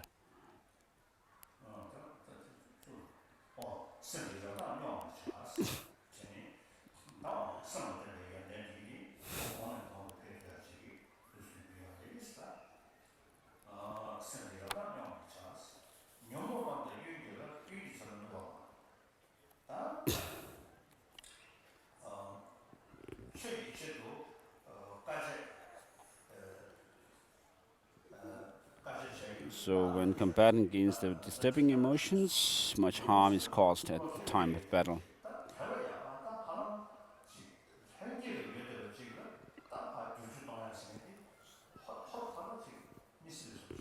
So we feel that when we talk about actually combating against the disturbing emotions and overcoming them completely, we feel that it's not possible. How can this be possible?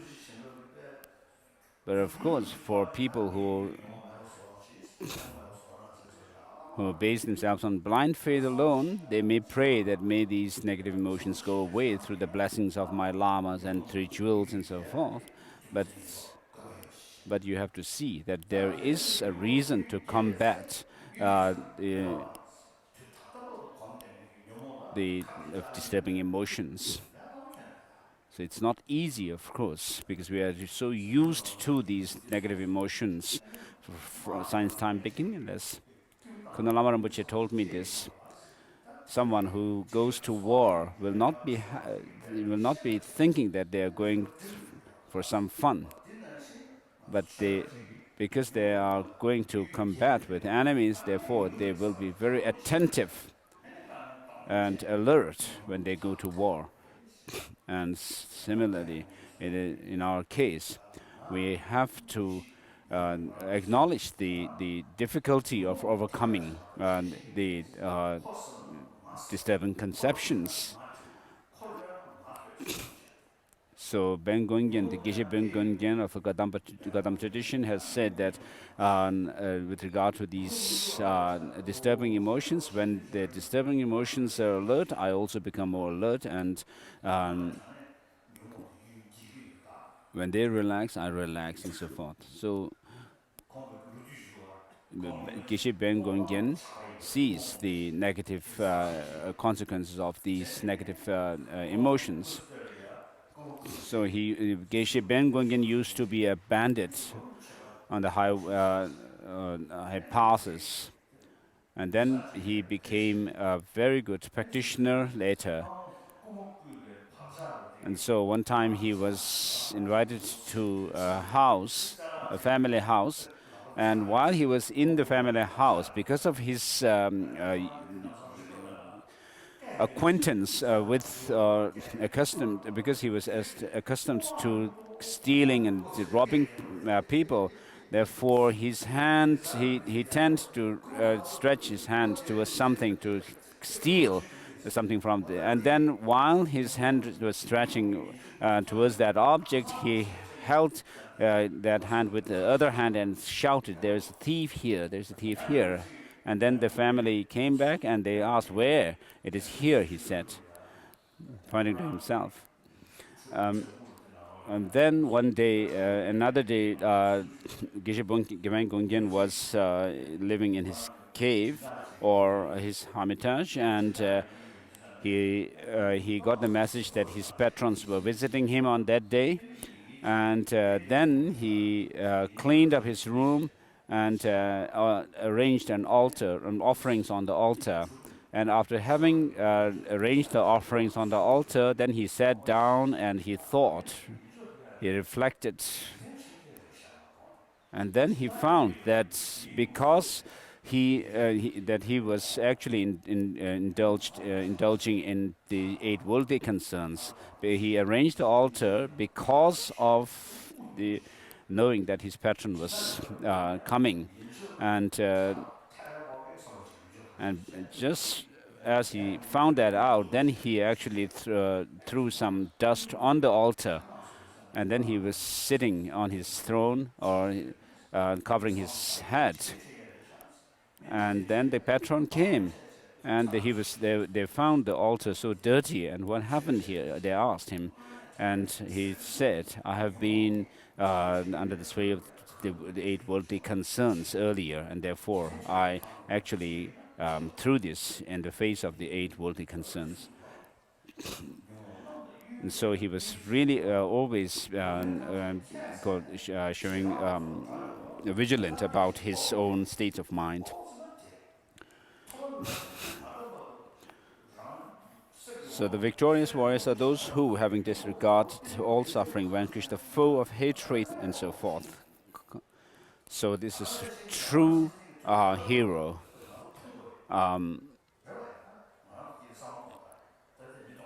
who fight against these disturbing emotions with which we are acquainted for so long. So if you think about the 7 billion people in this world,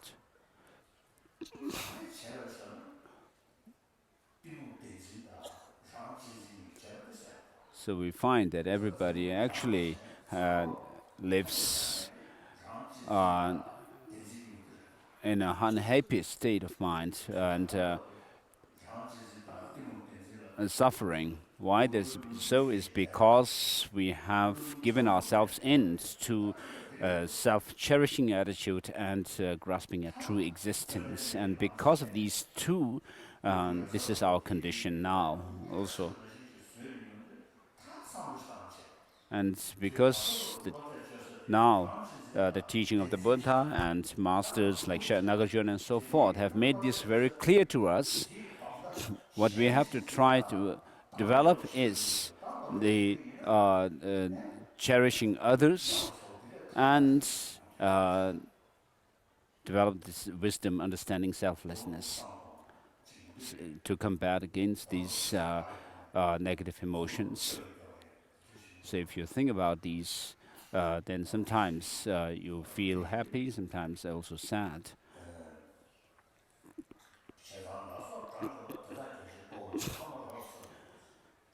When common variously is only corpses, then other qualities of suffering are further. Suffering has good qualities. In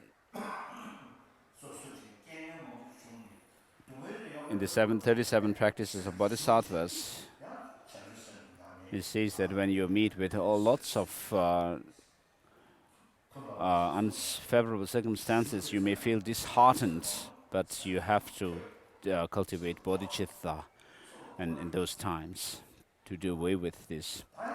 And Kono Lama Rinpoche also has said that this gives bodhicitta gives you courage, confidence, and delight, and joy. When you feel disheartened, you should think of bodhicitta to uplift your mind. Whereas when you become very, very proud, very happy, that may give rise to pride. And in order to overcome it, in order to combat that, you have to meditate on compassion, bodhicitta.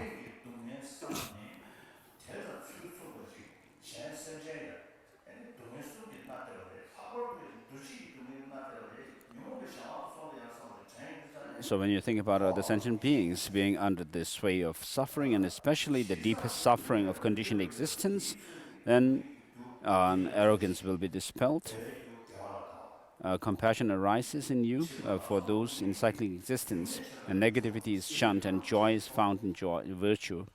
As I do not become angry with the great source of suffering, just as jaundice, such as jaundice, then why be angry with inanimate creatures? So the sufferings come from causes and conditions, but do not exist independently.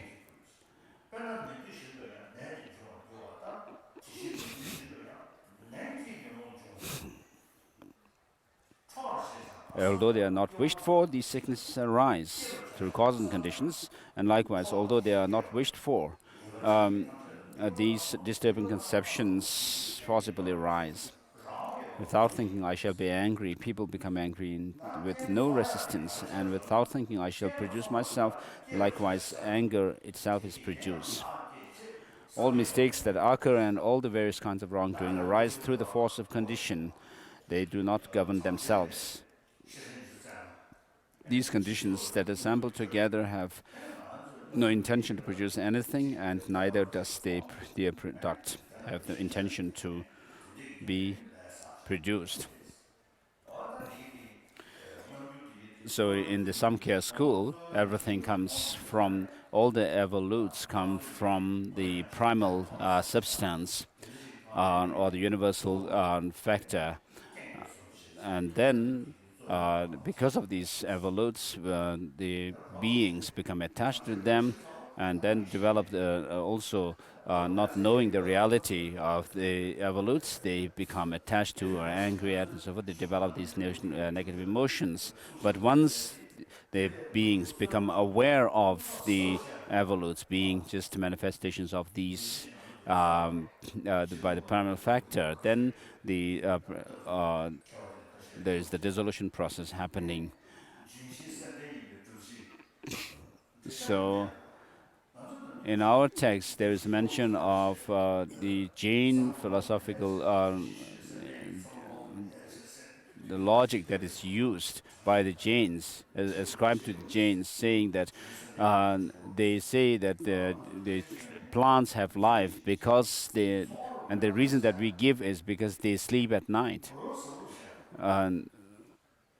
shrinking their leaves and so forth. So, but then one time we had some meeting here with non-Buddhists and Jains also, and they have so many explanation, not so simple. Gendu Chambel has said that many of the Gendu Chambel has said that our texts, Buddhist texts, have not actually given the very more profound kind of logic and explanations of non-Buddhist traditions, but things which are more explicit are mentioned in our texts.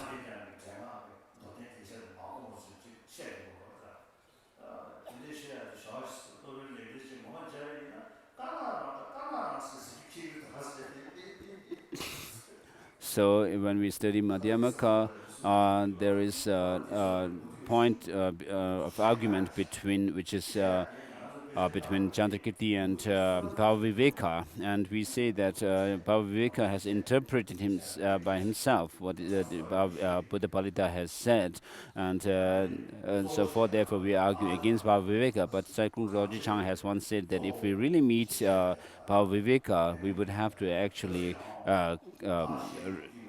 accept his forced to accept his position as well.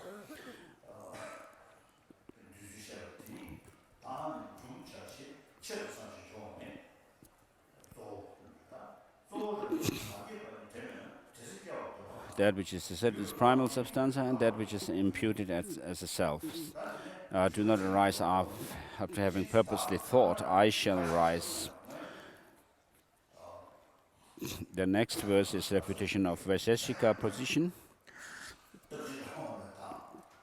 If they are unproduced and non-existent, then whatever wish they have to produce, since the self would permanently apprehend its object, it follows that it would never cease to do so.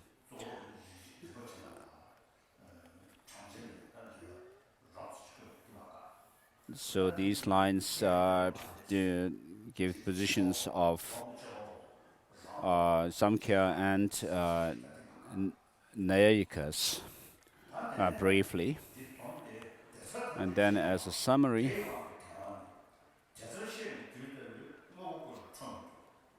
verse number 31 is the summary of these verses. Verse number 27 to 30. Because things are dependent and they do not have any independent existence, therefore they are like illusion. If everything is unreal, like an apparition, then what need is there to practice patience to overcome anger? It says, then who is here to restrain what?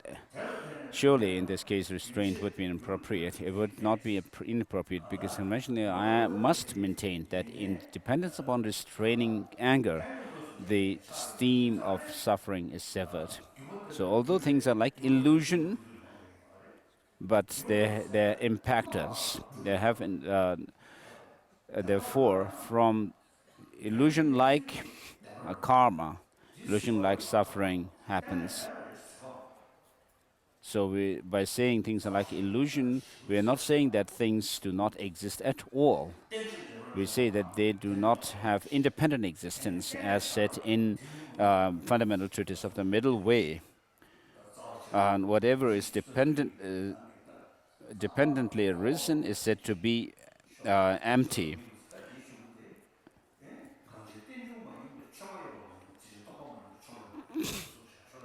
And then Master Nagarjuna goes on to say that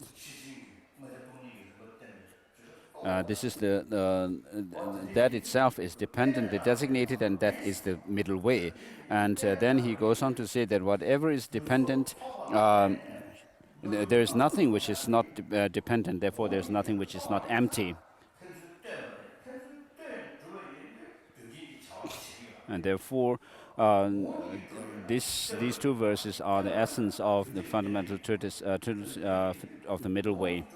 And therefore, what is shown is that things are dependently arisen and have no independent existence. And if things were to have any independent existence, that they would not be affected by causes and conditions.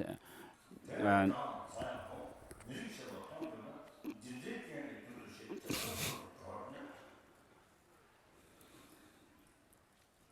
33. So when one sees an enemy or even a friend committing an improper action, by thinking such things arise from conditions, I shall remain in a happy frame of mind. If things were brought into being by choice, then, since no one wishes to suffer, suffering would not occur there to any embodied creature. So, because of our ignorance, we view something suffering, which is in the nature of suffering, as being pleasurable, and some impermanent as permanent, and something which has no self as having self, and things which are filthy as clean. And therefore, because of these four distorted views, we create karma and so forth, and we suffer. Through not being careful, people even harm themselves with thorns and other things. And for the sake of obtaining women and the like, they become obsessed and deprive themselves of food.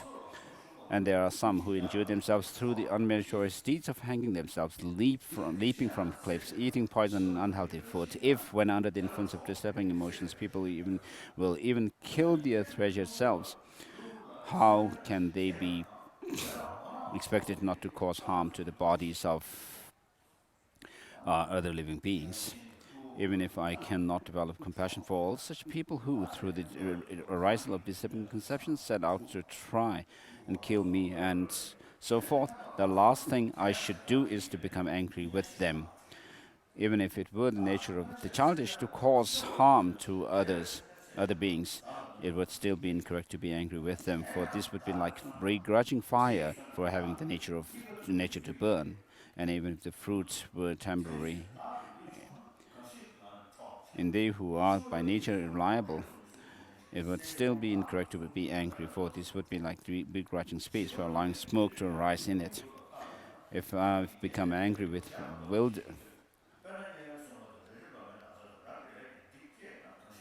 although I am actually harmed by the sick, then since the perpetrator too is secondary, being in turn incited by hatred, I should be angry with hatred instead, previously.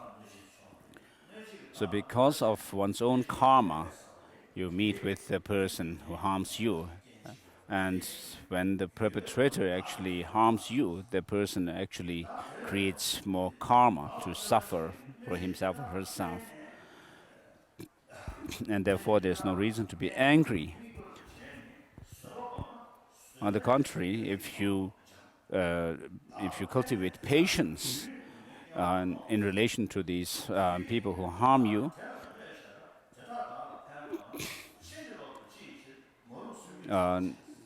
so it says previously, I must have caused similar harm to other sentient beings. Therefore, it is right for this harm to be not returned to me, who the caused injury to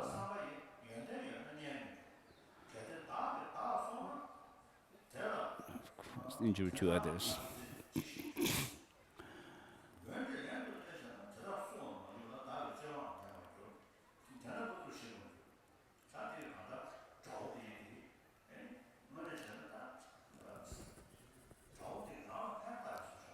So if you look at the enemy, the adversary who actually harms you, so because of your karma, you meet with an enemy, and therefore you actually bring them more suffering. And therefore, because there is an enemy, you have the opportunity to practice patience, and therefore should uh, you should feel grateful for the enemies or the adversary, looking at them as your teacher to show you the practice of patience. Whereas when others despise you,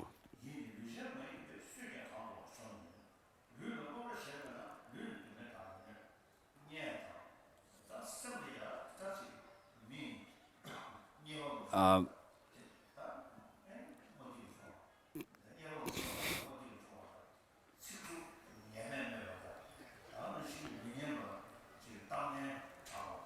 verse number 52, 53. So, since my mind is not physical, in no way can anyone destroy it, but through its being greatly attached to my body, it is caused harm by physical suffering. Since disrespect, harsh speech, and unpleasant words do not cause any harm to my body, why mind do you become so angry? 56, 55, 56, 57, 58,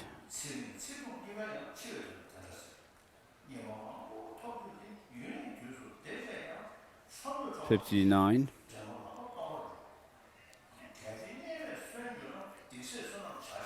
60. This is a question raised, a qualm that is raised. Verse number 60.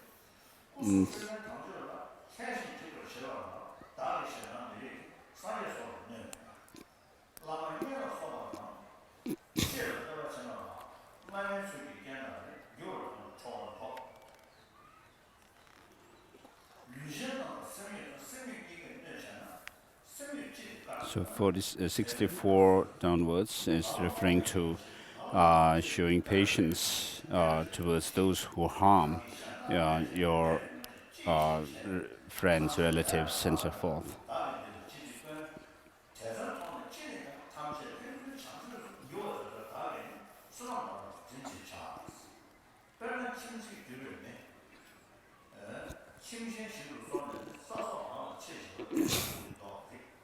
Verse number 70, 71.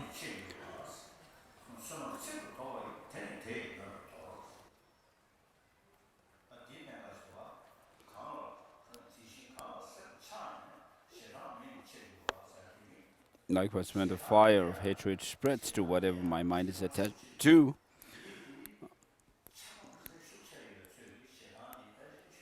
so the more you are attached to something, the greater your hatred will be in relation to that object when someone tries to harm that.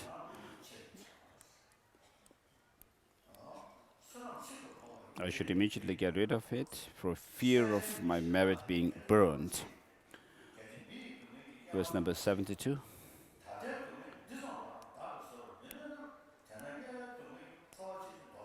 73, 74.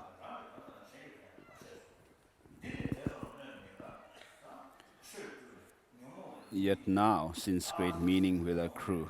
So you have to you have to view the self-cherishing attitude and grasping at a self as being disadvantageous.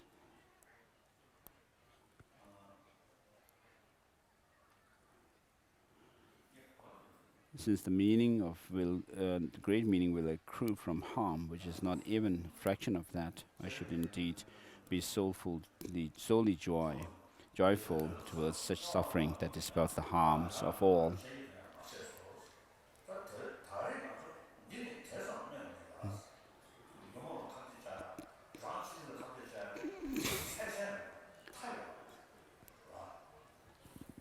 So combating the disturbing emotions with anger will never end. But if you combat these disturbing emotions, of course, there is an end to it.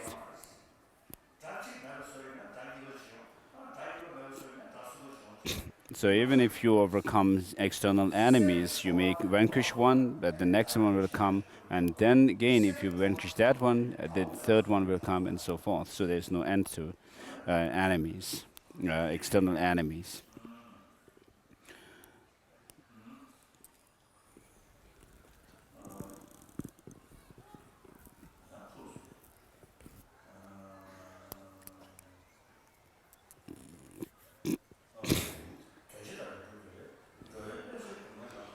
Should someone else find joyous happiness in praising my enemy as an excellent person, why, mind, do you not praise him too, and likewise make yourself happy?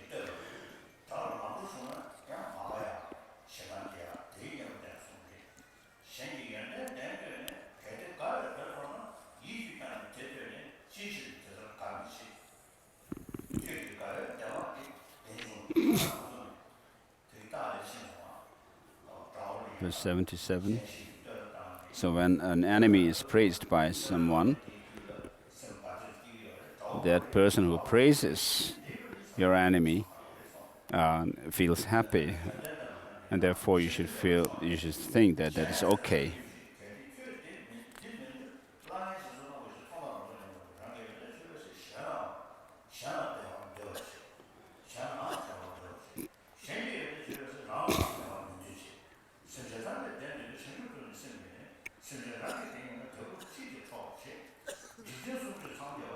Eighty.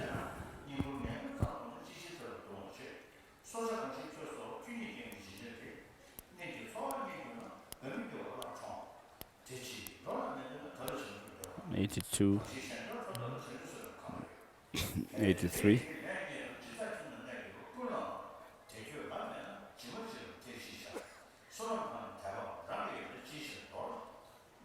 85,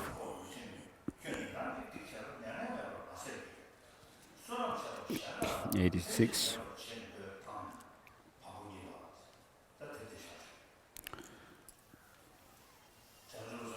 86. Yeah. The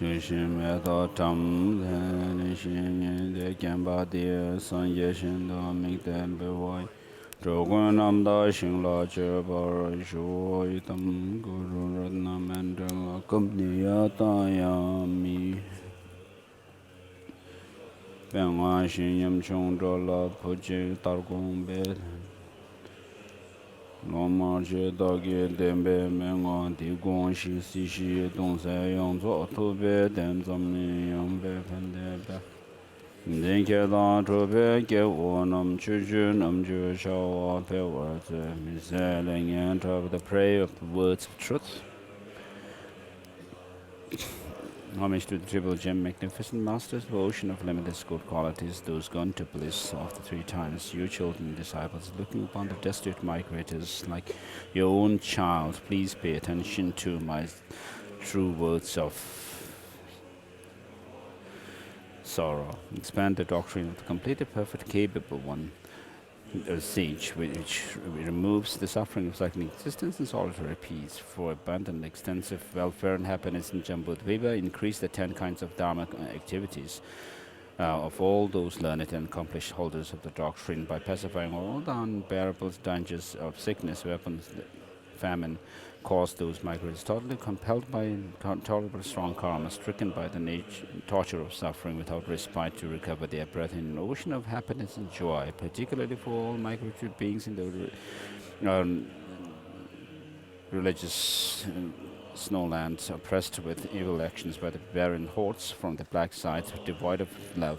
May your power of compassion arise and quickly stop the flow of blood and tears. May all the unruly groups of people maddened by the dim and afflictive emotions, who by their rough behavior ruin themselves and others, fully obtain the eye which sees that object of compassion and obtain magnificent love, kindness, and affection.